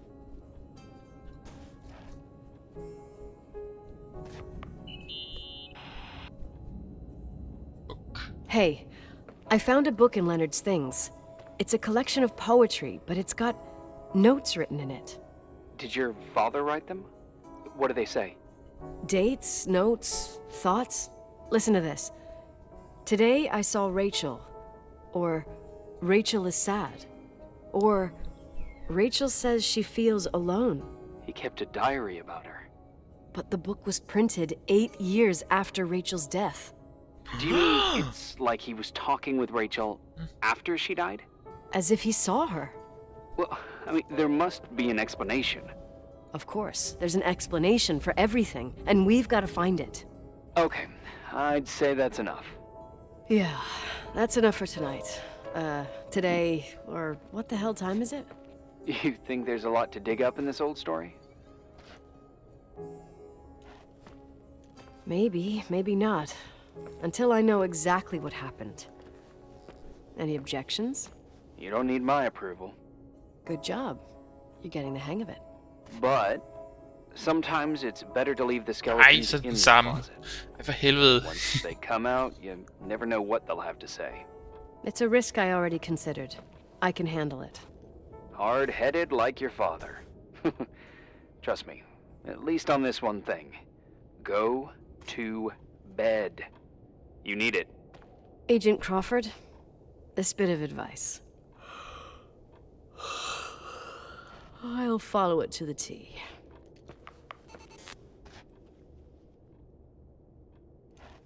Så går det i seng.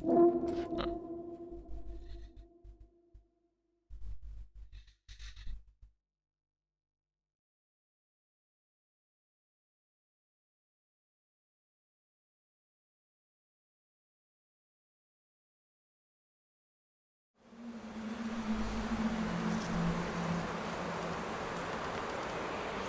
Hey, cutie pie. How are you? Daddy? Daddy, is that you? Where are you? I can't see you. You came back in the end. It's like the inescapability of a celestial body's revolution. We can't help but follow certain stars' brightness, even if those stars have died millions of years ago. Is it you? For real? Are you real? Their light is alive, and it reaches us. And those stars are alive and dead at the same time. What are you trying to say? I don't understand. I can't Jeg kan godt see lide, you, når Daddy. det ting, man kan Listen, sige, rent faktisk sweet reflekterer sig, så man har det. My sweetheart, listen to my voice. It's important. I can't see you. Where are you? Where are you? You know how much I love you. I know, Daddy. I've always known it. I love you too. Say it again, please. I love you. I love you. I love you. I love you. Rachel. Rachel. Rachel. Rachel. Rachel. Au, Rachel. au, au. Rachel. Rachel. What? Day 6? Var det en hel dag, der gik på det lort?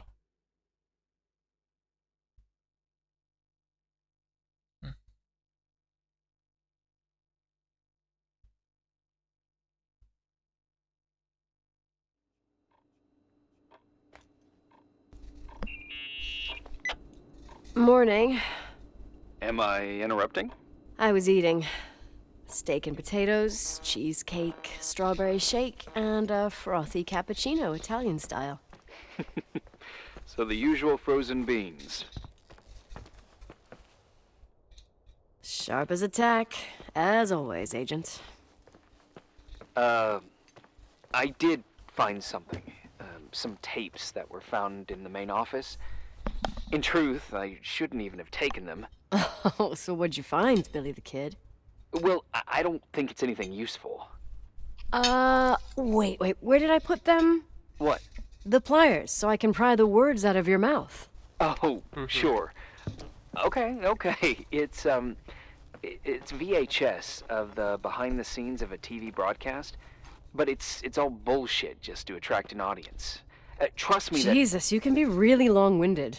Yeah, you're right. Sorry. They're tapes about haunted hotels, weird and mysterious stories, stuff kids like. With these guys who call themselves ghost hunters. Ghost hunters? Did they hear about the old farting ghost? I'm not sure, but they went on a tour of old buildings in the county, and they stopped by the timber line, too. Whatever, let me hear it. Okay, but I'm warning you, it's kinda...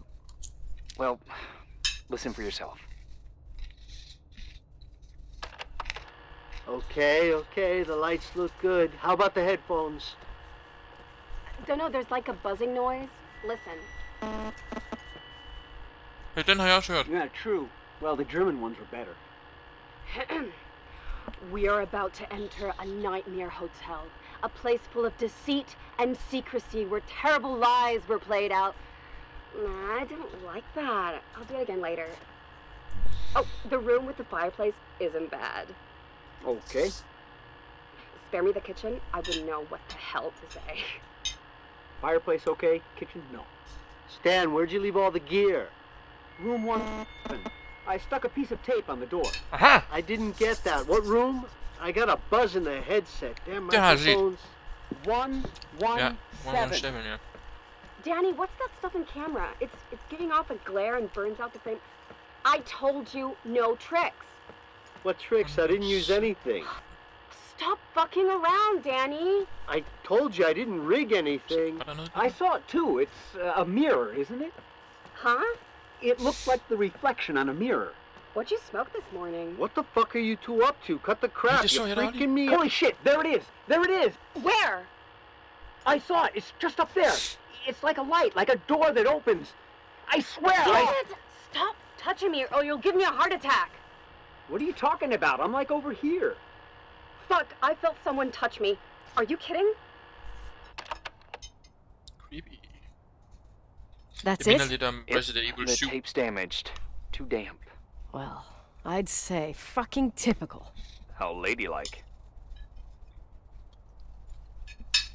Hvorfor skal jeg have muligheden for at sige ingenting? Så sig ingenting.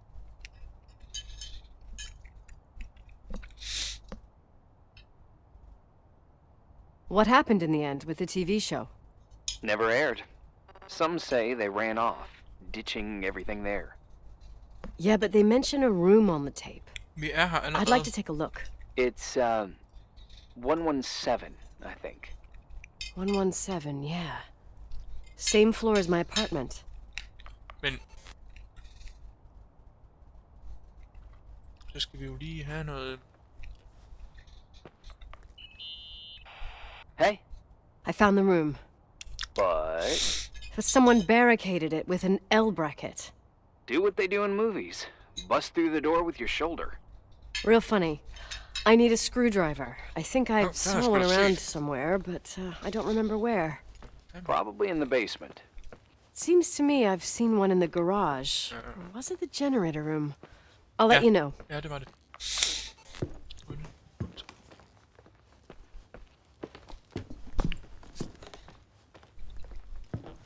Jeg har sådan på fornemmeren, at på et eller andet tidspunkt... Hey, found the screwdriver? No. Hvad? Nej.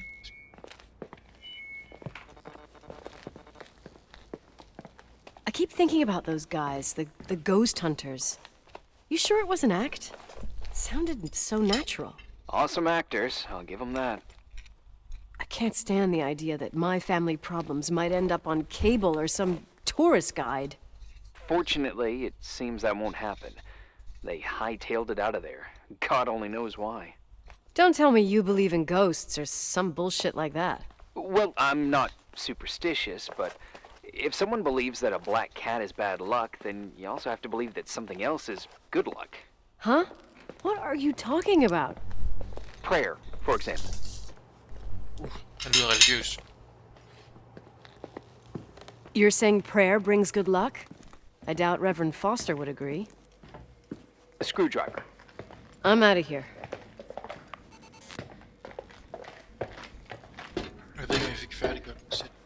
sådan på fornemmeren. Lige om lidt. Så hopper hende der tøsen ud. Skræmmer mig.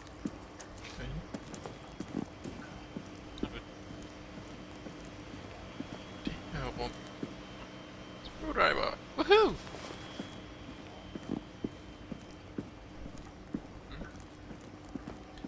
Det minder også på mange måder det her spil om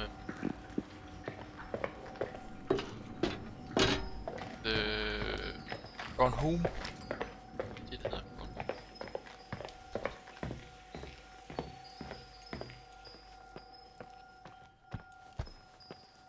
Spillede det.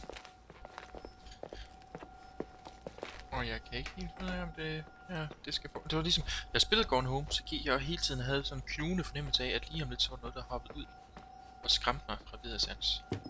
Jeg har den samme fornemmelse nu. Men det har endnu ikke været tilfældet. Selvom det er lidt på net. Okay, jeg lige skære mig selv et stykke pizza. Støtter.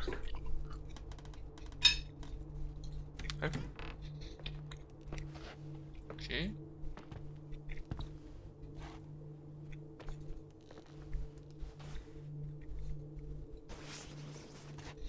Ja.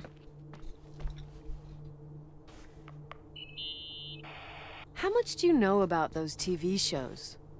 The ones about haunted houses? I know they're popular. A lot of tourism revolves around them. Did the whole Rachel story really bring them here? Everyone in town knew about her suicide. Had a bit of gossip.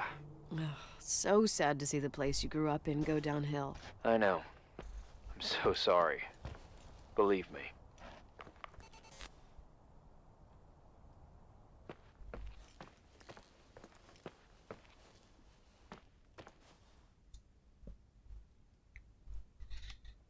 Står der noget vigtigt? Nej, det ser ikke sådan. Walking Dead. Okay. Hvad er det her?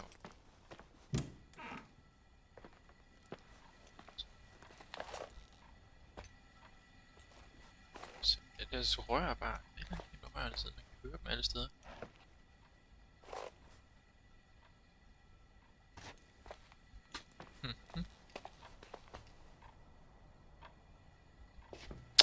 Men det var jo ikke, fordi der var så meget her.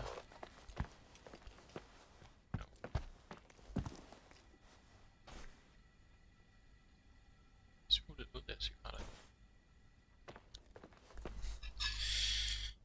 Folkens, jeg tager lige skære med et stykke pizza.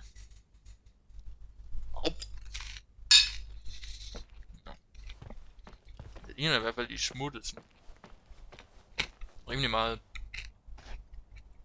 hurtigt.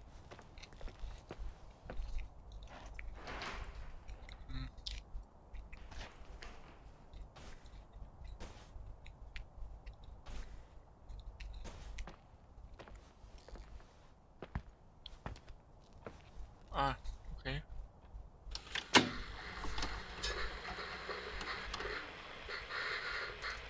Have you calmed down yet? Quit playing dumbass jokes. What does that guy do all day? Who, you mean the owner? Leonard, the freak? Uh-huh. I don't know. He's always locked up in the attic. You can hear him pacing up and down. Well, Buttergrass, we've got the whole hotel to do whatever we want. Shut up a sec. There's that noise again in the heavens. Sounds like someone is talking to themselves. I see you smoking the good stuff. Is that right? Jerk off. Did you see his face? He's missing a couple screws. Sounds like a woman's voice. A girl. What the? I'll bet living alone in a place like this all winter, you can't help but go nuts. So depressing. Danny, did you get rid of the interference? Fuck, I pay you to do your job, not jerk around. Fuck off, Stan. What do you think I'm doing? It's a mess here. Nothing's working. There's voices. Listen, Danny, cut the crap. I'm gonna go have a Danny, sit, and if you don't he's figure it out insane. by the time I'm done... What the fuck are you doing? I saw something! Buddy, you're not taping. No, I mean, for real! What? What the... Someone's here, I'm telling you!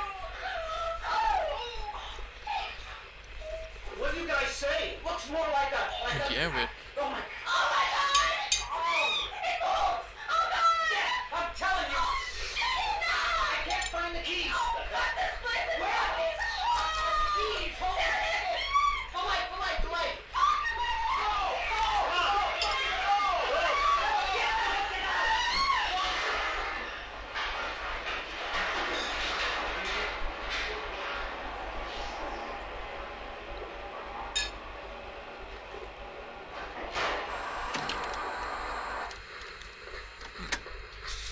Okay, så det kommer helt klart fra det der videobånd, der ligger lige foran os nu. Men den er da tom.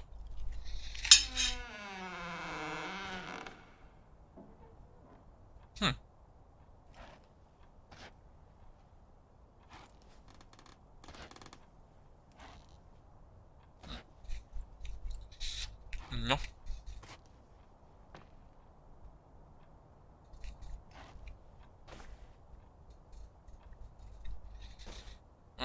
Klart, jeg har lige siddet og set båndet. Okay. Hvad er alle de der... Altså, jeg kan se, der er en nøgle, og så er der sådan 3 ting, der krydser over. Hvad betyder de der 3 kryds? Eller...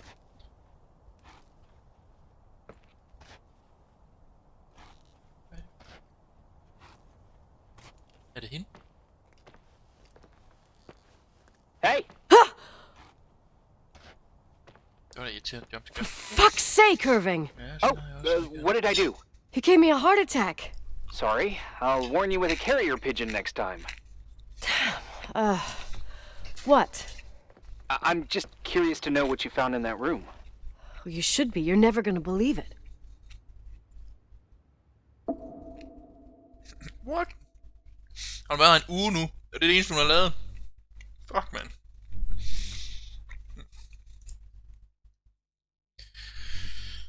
Ja. Det er fint. Altså, det, jeg vil sige, det rum, jeg er mest interesseret i, det er jo det der... What? Okay, så det var jul. Nu har simpelthen fundet en masse... udsmykning til juleting. Okay. Se. Det er da lidt hyggeligt, fordi nu er det jo 1. november. Det er faktisk ikke jul. Jeg elsker jul til gengæld. Det er fedt.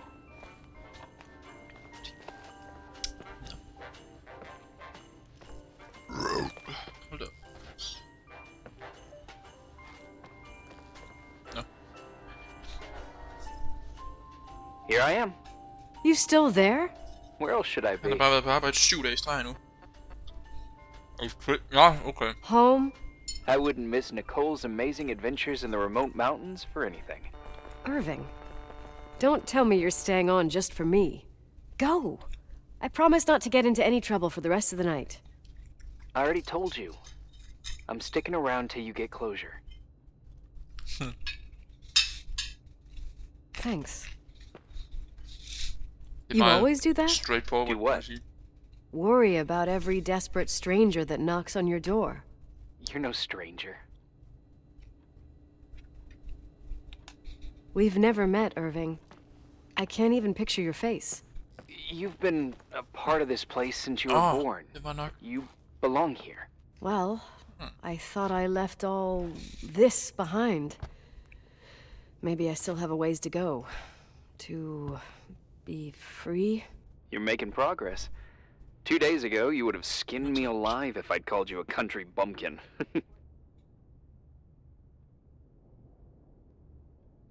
2 days ago, I imagined you as a pimply kid from rescue services with a Boy Scout complex. Pimply? My skin is as smooth as a 12-year-old's. It's good we're just talking on the phone then. Listen, is this contraption really a phone? It feels like a walkie-talkie / defibrillator. It's a real phone, and trust me, in a few years, everybody'll have one. You think? It's easier for me to believe in ghosts than to imagine people being hounded by a phone when they're out and about. Som ligger præcis her. I'm grateful for it. I wouldn't have met you without it. Box. Well, I'm glad you're here. Yep, I probably would never have said that either 2 days ago. Maybe, once this whole thing is over, we could, We? me, You? Us? We'll see. It's sure gonna feel weird not to talk to you at least once a day. Same. Oh, hold on a sec. Don't go anywhere, okay? Huh? Oh, okay. You have a good night too, Miss Flattery. Merry Christmas. Good night, hon! Here I am. To be honest, I never thought I'd spend Christmas like this. Bjørn, du er så sjov. Okay. Sorry, I was going off on another flashback about the life of Nicole Wilson. Christmas Eve is the right time to reminisce. Yeah. Yeah. I get it too. Må jeg ikke få noget pizza? Yeah. Fordi det er mig, der har lavet den. That's what there was. In the end, Fucking god pizza. there was Jeg like laver seriøst god pizza, a ikke? strange kind of warmth. Eller, jeg laver ikke. Okay, jeg går ned og køber sådan nogle When it færdiglavede all på den. ended. Så laver jeg bare. Christmas of 80. Me and my mom were at my aunt's house in Billings, and Leonard was here on his own. While I was pretending that I liked my aunt's sweater, he and she were... Nicole. They... Hey. And a year later, she killed herself. And what she was carrying, too. Don't be like that. There you have it.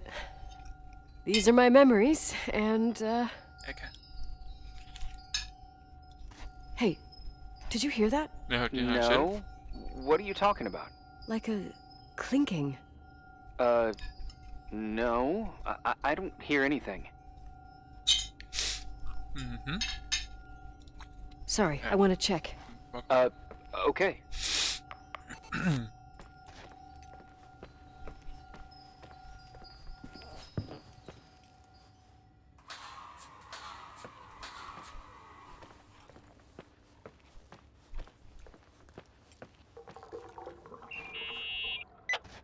Yeah.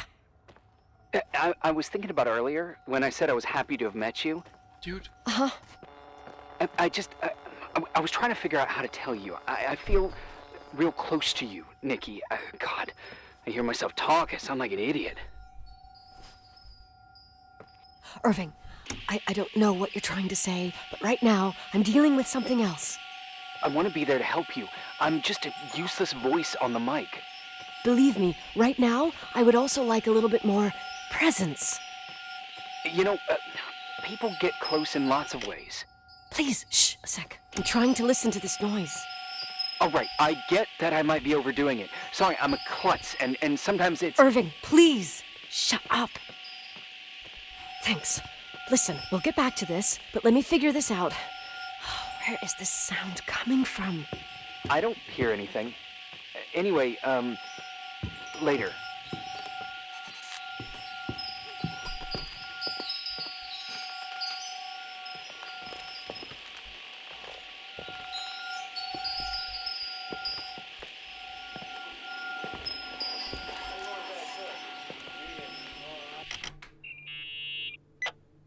Found anything? I can't hear that sound anymore. It's easy to freak out when you're on your own up there. Maybe you're right. Who knows, but it seemed so similar to how I remember it. Hey, don't think about it anymore. If it comes back, we'll try and figure it out. You know, for a second it was nice to imagine that the past could come back like that. We always had a party on December 23rd. Maybe you heard about it? It's pretty well known in the county. Sounds amazing. You should have seen the ballroom back then. I can almost picture it. The last time Rachel's family was there, Reverend Foster wasn't as sullen as usual. And your parents? My mother had eyes only for Leonard. And I saw he wouldn't stop staring at that girl. Rachel. She talked and moved with the grace and confidence of an adult. She wore a dress with a bow on her back. She was so beautiful. Perfect. Fuck. It was the beginning of the end and we were breaking out the champagne. Nikki, Sorry, I'm becoming a freaking nostalgic up here. Well, I can't hear that sound anymore. It's gone. I'm gonna look around again and then I'm going to bed. Be careful.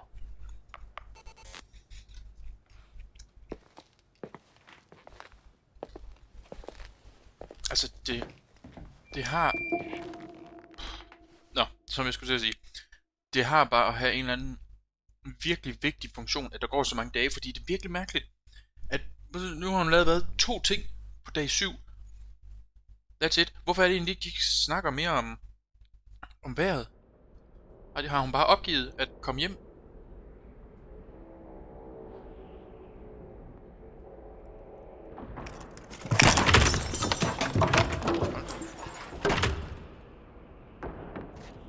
Ja.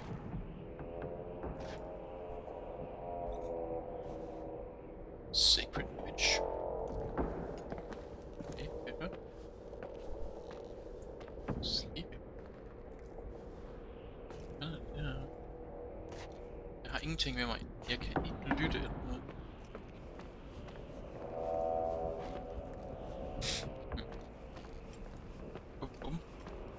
Det minder mig lidt om Outlast, det her. Sådan gamle kirke.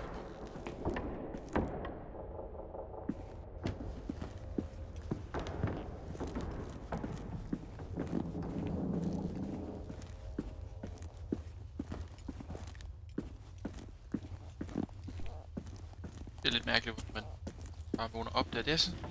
Men har man så også bare vågnet op alle de andre gange?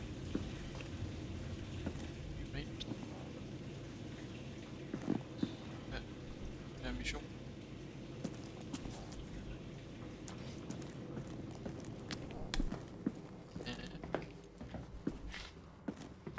Smule. Konfus.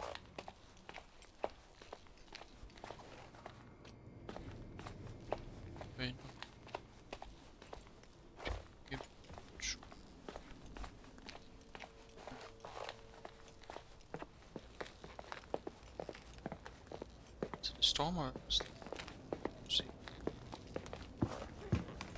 Skal jeg bare gå tilbage? Så. Det er jo en ny dag, jo.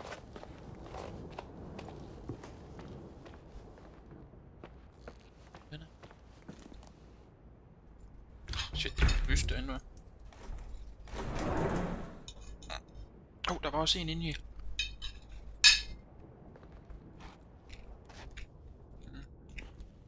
Måske en dum idé, når jeg ikke har taget mit lommelygte med mig.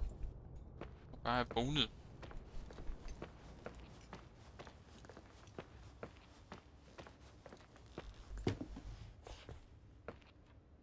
Det er super weird. Så skal der måske der.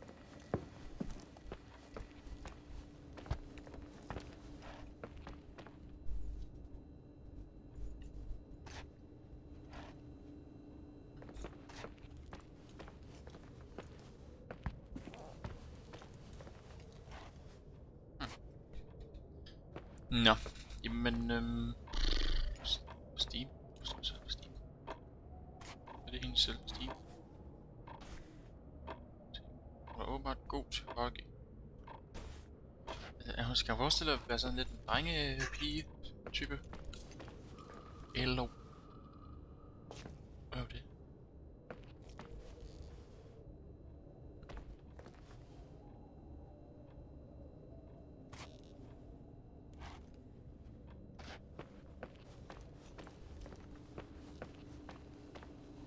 Jeg forestille at have fundet.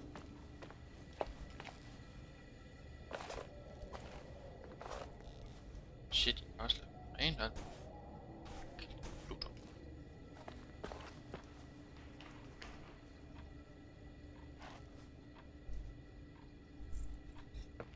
Jeg har ingenting. Okay, åbne med. Enten.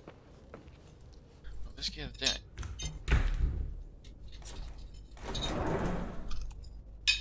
Okay.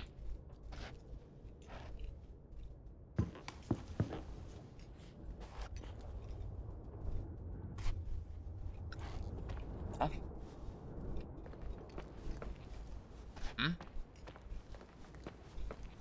Men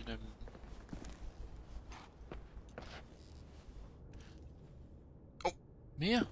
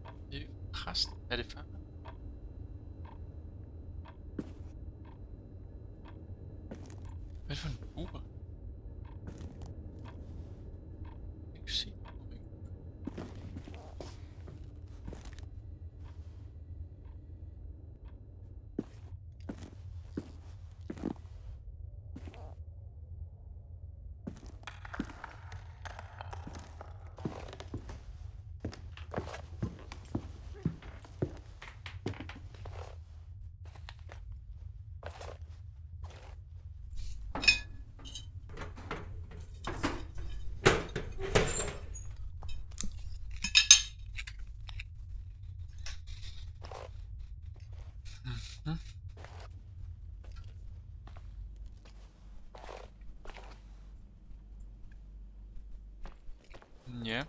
Ja, jeg sidder stadig og spiser. Gode pizza. Altså, er det et eller andet, ja?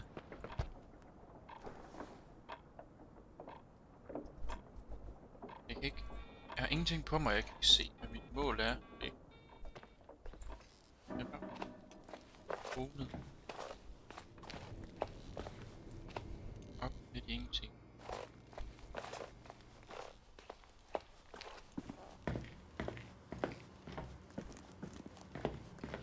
Så skal jeg tilbage. Ja.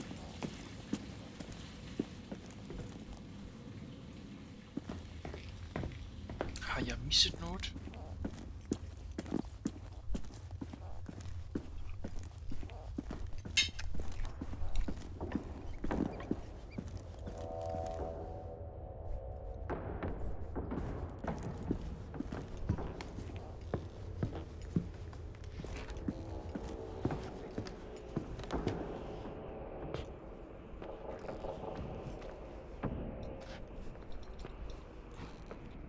Altså...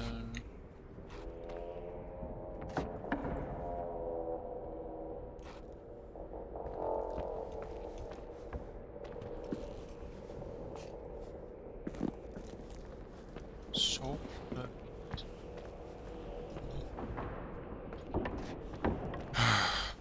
Altså... Jeg har sovet... 2... 3... Meget mærkeligt. Jeg har ikke noget med.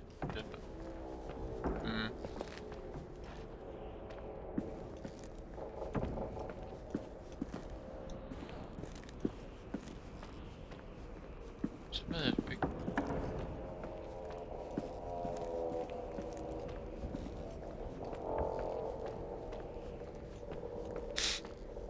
Ja.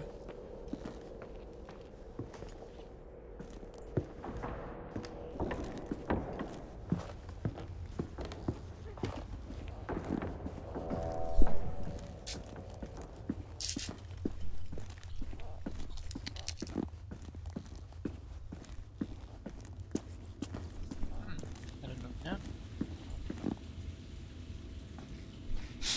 Nej. Ja, jeg spiser stadig pizza. Lad mig være.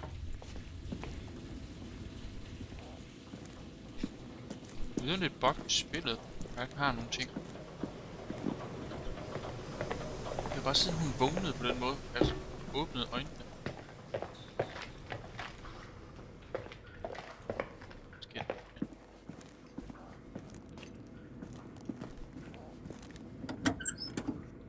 Hvad? Nå!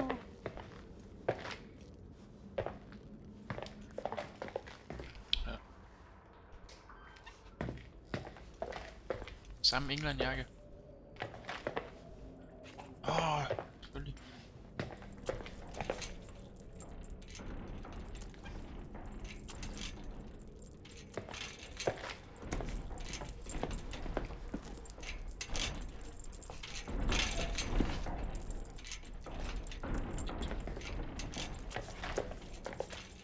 Nogen i boden.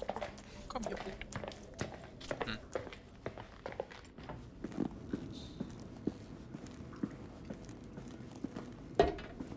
Så her har vi ikke været. Så... Jo.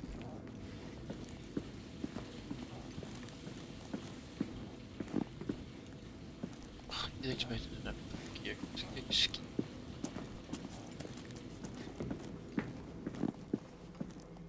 Hallo? Nej. Og så. Og hvis det så bare i det mindste kunne komme et freaking spøgelse. Jeg vil sige, måske den ret. Ja, spis rigtig. Altså, nu begynder jeg at blive lidt træt af det.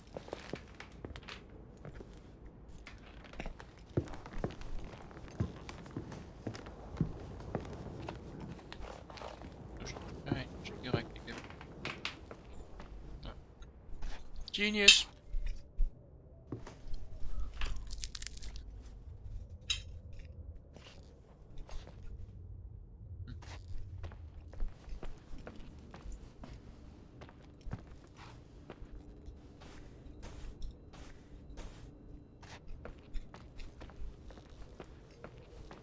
Du ser hun...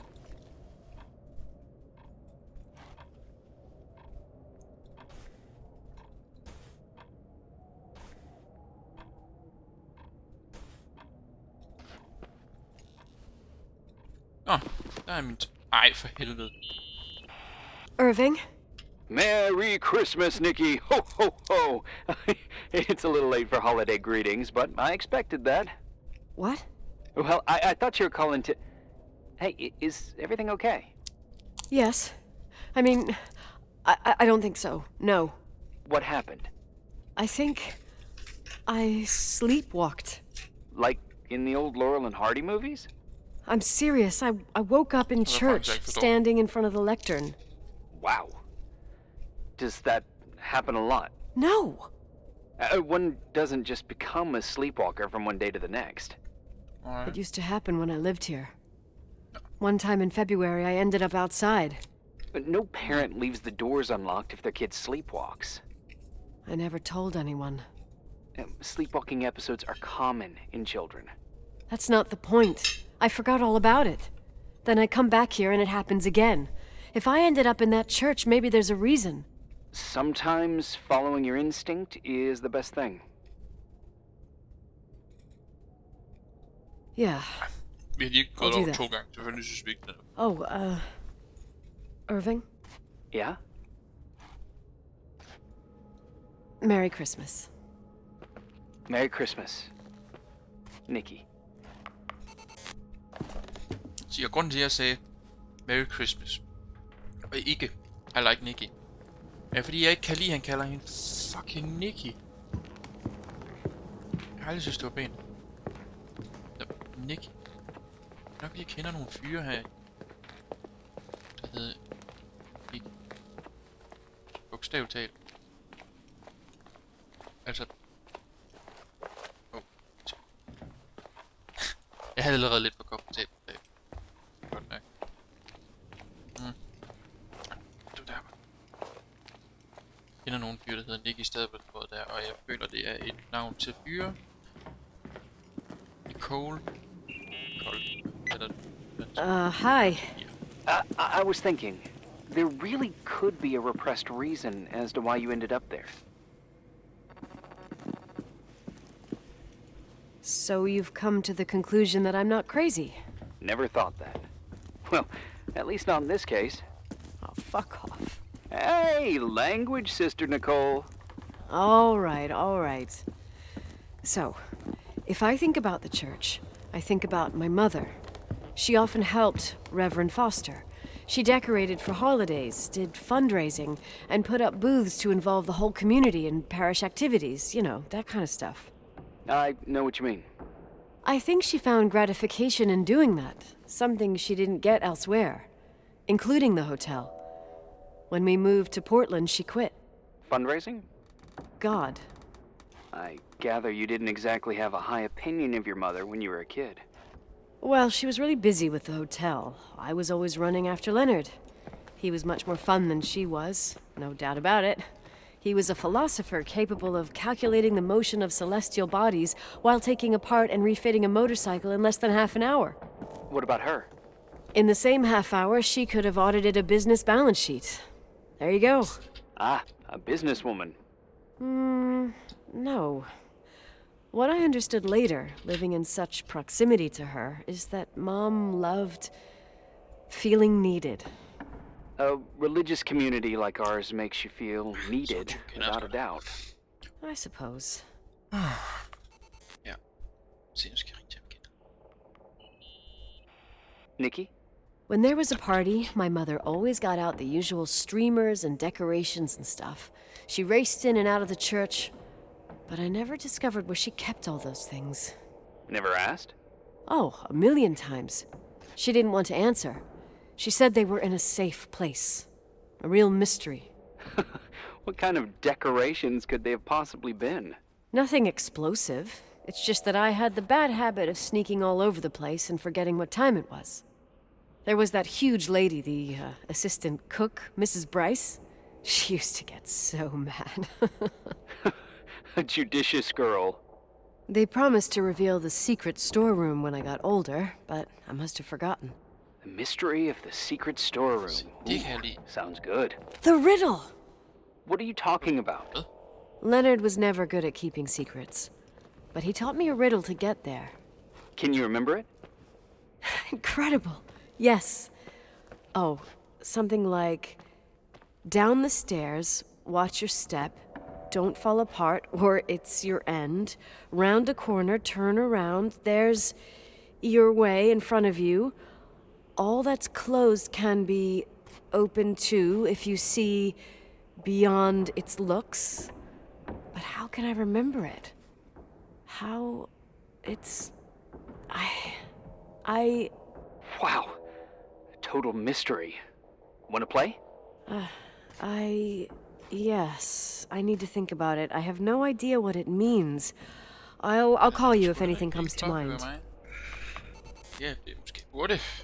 Kom så. Nej, ikke den. Den. Hvor er min lille...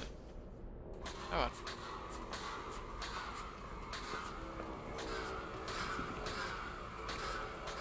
Så der er sovet 2 gange.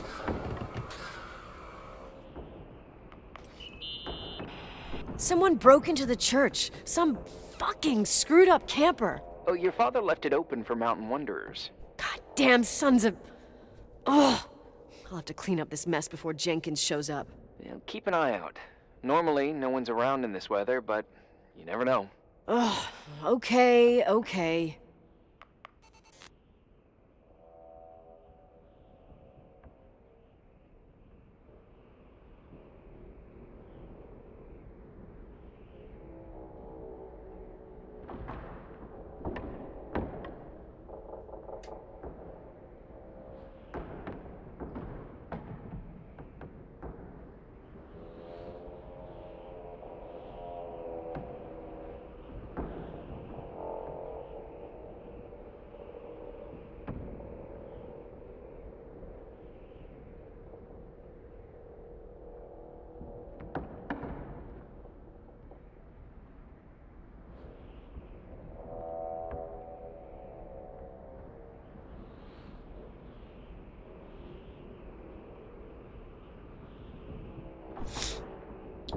Ej, for helvede. Ja.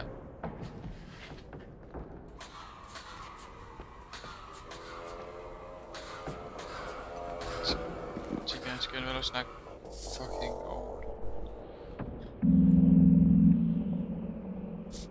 You want to play the organ in a church in the middle of the night? Really? Hey, what are you doing there?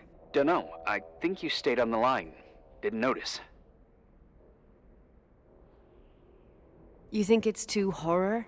The church, the organ, the notes reverberating in the dark? It's been years since anyone played it. My mother's heart would break to see it like this. She adored it. You should take it with you. To play it. In Portland. You're better off listening to a cat in heat than my scales. Well, you can always pick it up again. Even if I don't think it's crucial. I mean, playing the organ. Yeah, right. Tell that to my mom. Essential part of a woman's education, I must admit. Oh, poor Mom. She had a daughter that would rather dig for gold at Hunter's Gulch till the cows came home. I can totally picture you. Uh-huh. Then there was Rachel, who reminded me how useless I was in music. Look how good Rachel is. Look how she puts her mind to it. She doesn't know how to read, but she's got a real ear for it. While I was considered the illiterate artist in the house. If Rachel had been around, she would have improvised Beethoven's Ninth. Was she so perfect? Yes. I'm only just now realizing how jealous I was. Keep looking.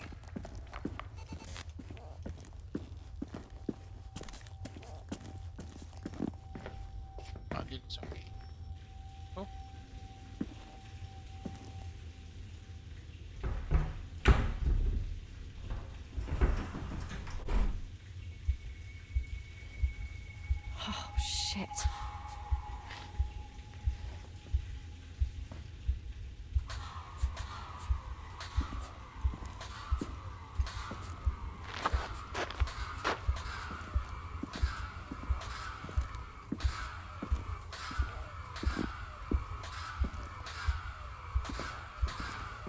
her, det er et mysterie for mig. Øj, hvor jeg elsker det her.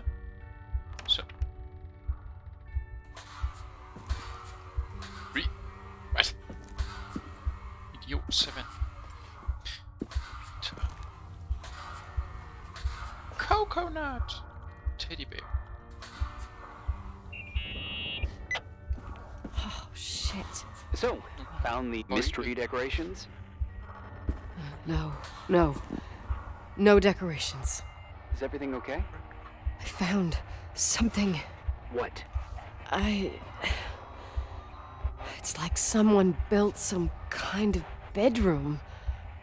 Irving, you there? Of course, yeah. What bedroom? Tell me what you see. Okay. There's some windows.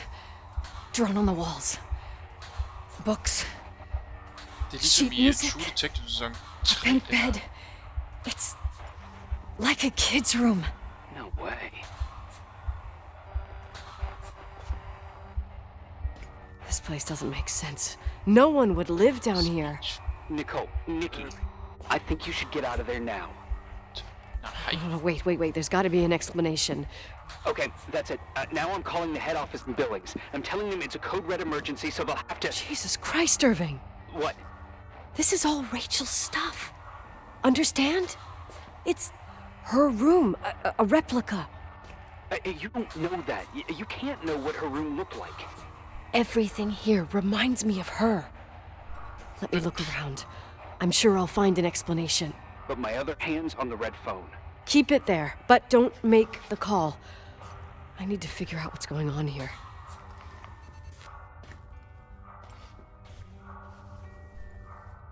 Yups. Red crap. Hey, can you hear me? Yes. We have to call someone. You have to get out of there right now. No, I found a key. It's from my old music box, the one in Leonard's room. I'm having a hard time following. If everything in here is Rachel's, then why is my music box's key here? I don't know and I don't want to know. Tell you what I think, someone could have been in your room. It doesn't matter. How can you be so calm? If someone was in there, he's not here now. I need to grab the chance to figure out what the hell is going on, or went on, here. Så jeg tænkte godt tidligere på, at det var et mærkeligt lille rum. Jeg tror også, jeg gik derhen. Faktisk.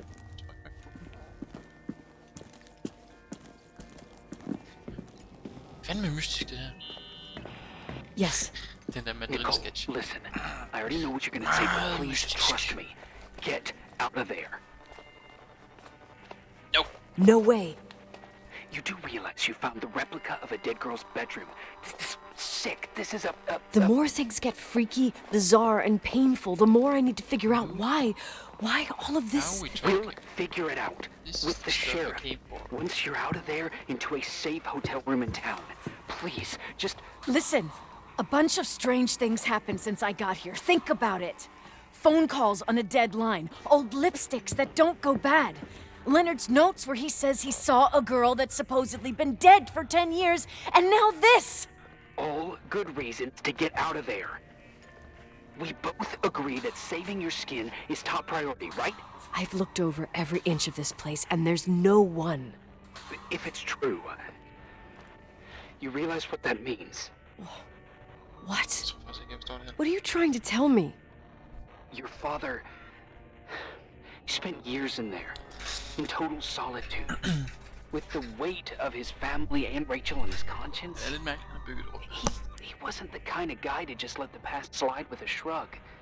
You know that too. You're joking, right? You think he did this? Think about it. That room could be an act of love. Distorted, even morbid, but in his eyes... How dare you? My father might have had a lot of weaknesses, but surely what you're saying...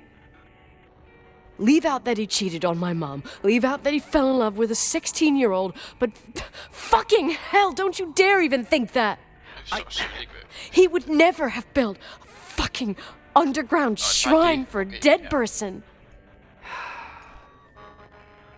Your father had changed in the end. You didn't spend time with him, but I met him, and I'm telling you. No! I don't give a shit about what you have to say. I just want you to know that... If you don't want to help discover the truth, don't call me. Let's try this music box. Take that, ready? Hello.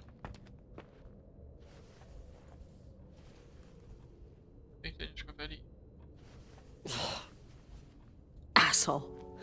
How dare you? You don't know shit. You don't know fuck. Finally, a bit of peace and quiet. It'll help me clear my head without those incessant phone calls. I'm not a fucking switchboard, for fuck's sake. Okay, let me piece things together. I just found out there's a room dedicated to Rachel Foster in my father's hotel. Maybe with items from her real room. Holy Jesus, that's freaky. Some people think she didn't commit suicide, and some even think she's still alive. I have to think it through. What concrete clues did I find? First thing, the phone call. They said Rachel isn't dead. Then the lipstick from 10 years ago turns up, still good. And then my father's various notes where he says he still sees her. If that were true, it might explain the sighting by her friend here in the timberline. And now I find her retainer box, but no retainer. That room might not be a reconstruction. If Rachel didn't kill herself, Rachel could have lived here. Okay. If she's still alive, why doesn't she tell her parents? Unless they're all in cahoots. No suicide, no timberline money. No, I'm just being paranoid. And then there'd be no reason for her to live in a fucking underground replica of her room. Folk tror, hun er død. My key in the middle of Rachel's stuff. Is it a message? Where do I fit in? Are you trying to tell me something, Dad? My music box with the hockey player. I don't think I have the guts to hear that tune again. But I must. I must.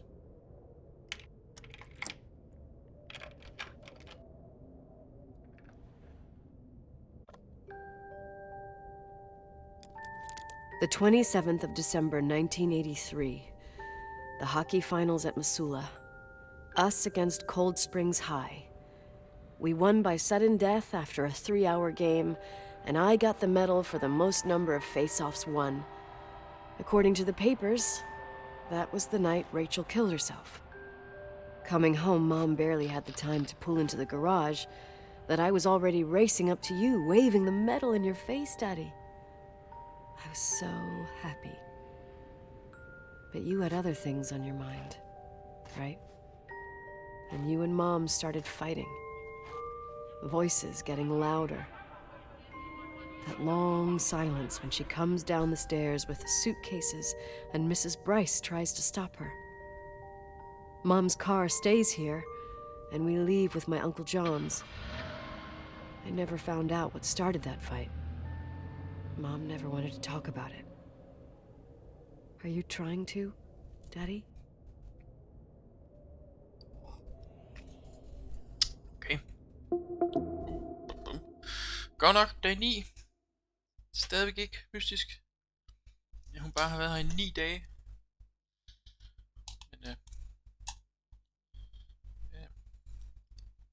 mærkeligt, hun ikke pointerer over for ham der. Kan jeg snart komme hjem, eller hvad? Det der. Det er jo det rum, jeg har freaking ventet på, mand. Irving. Finally. I'm okay. I was dying on this chair. Ja, det Let's keep going, if you want. Together. So, I looked around the entire hotel, and if there's still a chance of getting to the bottom of this story, then it's gotta be behind the locked door on the last floor, in the attic. That wing has been condemned for years. I know, I'll be careful. Okay. There are too many things that I took for granted. It's as if Vinduet i stykker. someone was putting pieces of my past in front of me to show them to me under another light. Who are you talking about, Nikki? Maybe me. In my music box, I found the medal I won the night Rachel died. Dad could have put it there, and if he did, there must be a reason. It all sounds insane. The night Rachel died. Maybe I have to start from there. I played in that really long hockey game. But what was going on in the meantime? You remember that night, Irving? I think I was at church with my family. Church.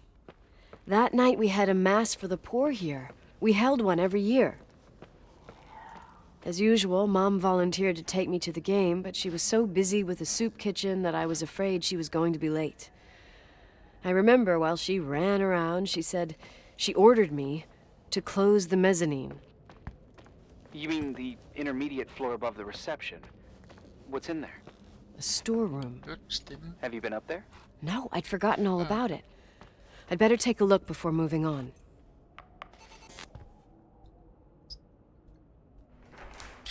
I better take a look in the mezzanine.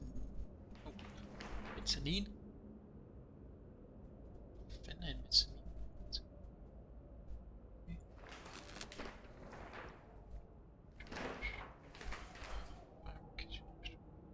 Der har vi det.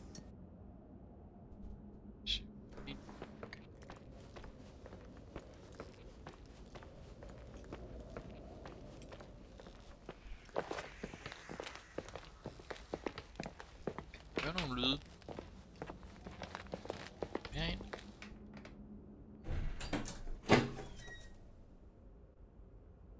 Så løber ikke ind.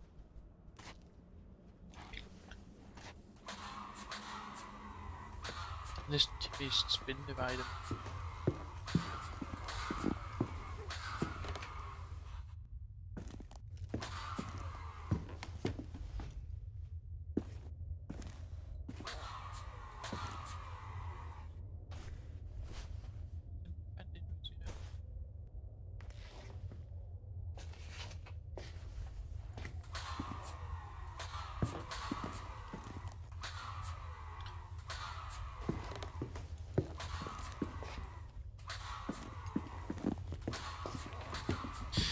Jeg har lige fattet det der USA, de har det der med. Hey, kunne det ikke være fedt, hvis vi lavede sådan nogle kæmpe gange igennem vores vægge? Det ville slet ikke være uhyggeligt. Jo. Jamen som om de har konstrueret det også. Huset efter det skal være uhyggeligt.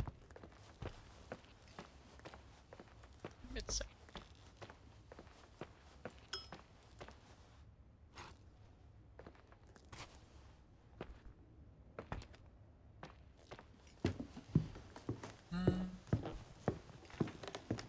Det hernede der. Så.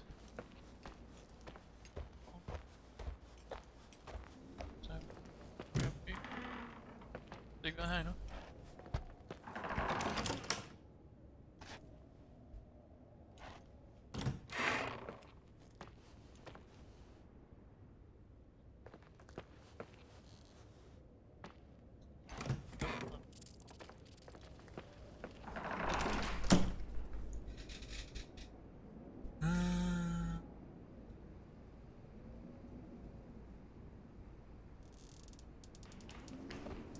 Hernede.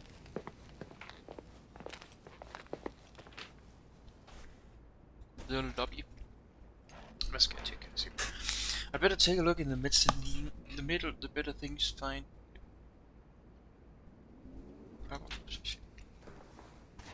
Ja.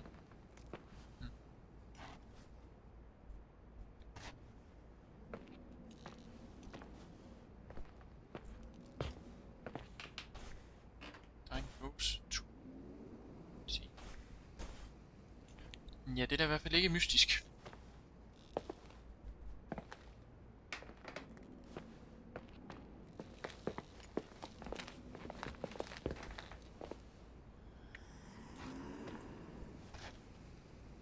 Hvad skal vi kigge Jamen, det er her. Hall mezzanine.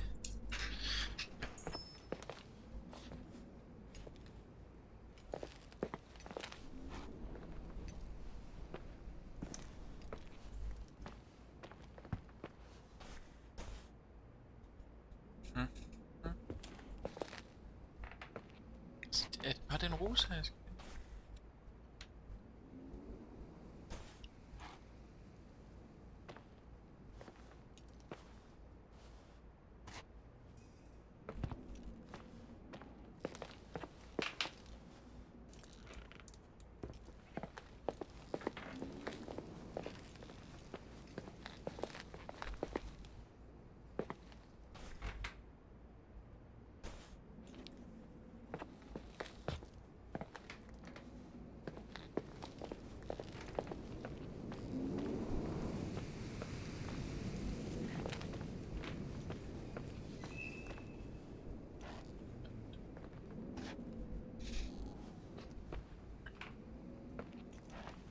Jeg tror, hvis ikke jeg vidste, at det her ikke ligesom rigtig var et gyserspil, så havde jeg nok været mere bange.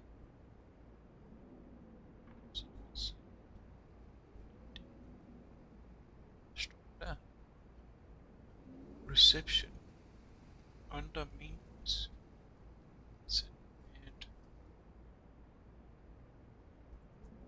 Er det også ovenpå?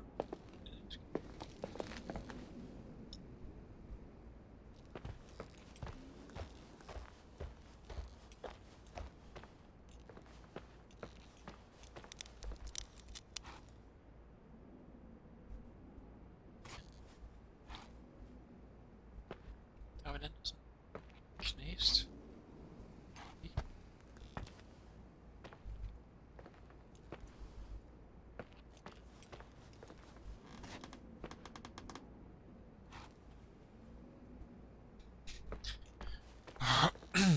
Jeg går og kigger.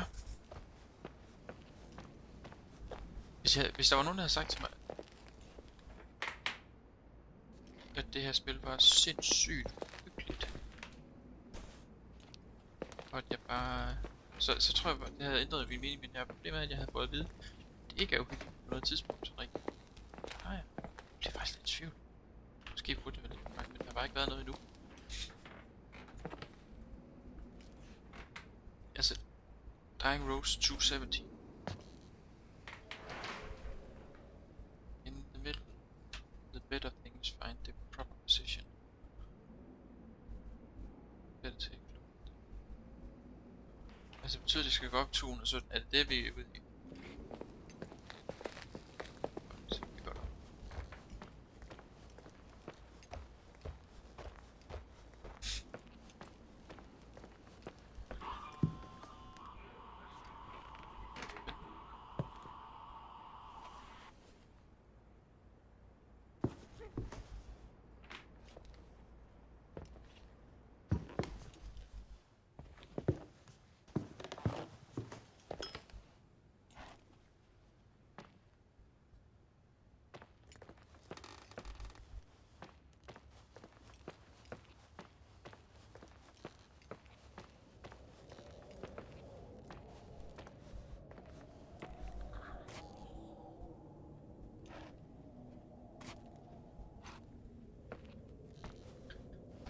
Det lød 100% som om der var en, der visker mig ind i højre øre lige.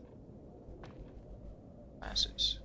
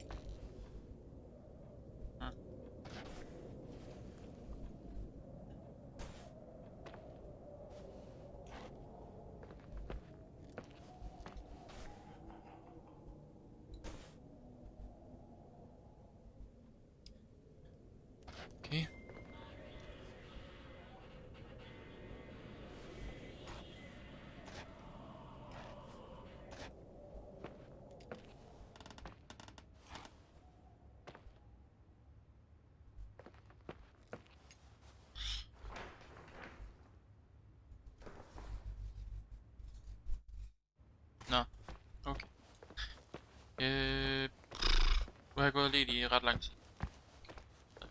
Så jeg tror bare lige we call it that til videre. Jeg har det jo også lige noget jeg skal lade til først. Hey, jeg har en podcast. Jeg har en podcast der hedder Gysergutterne. Det vil jeg også forklare hvorfor jeg omtaler mig selv i mit coverbillede som Gysergutten Bjørn Kærgaard, men det er simpelthen fordi jeg har en podcast der hedder Gysergutterne. Sammen med en af mine venner, der hedder Joachim, hvor vi gennemgår og analyserer gyserfilm og egentlig det er gyserfilm kun. Egentlig alt hvad der er gyser, så det er også derfor jeg eksempelvis spiller sådan et spil som det her. Det er fordi jeg godt kan lide det, og jeg kan jo lige skal til podcasten, hvor måske lige et shout-out. Var den låst hele tiden? Nå, det ved jeg ikke. Jeg tror det var... vi ses.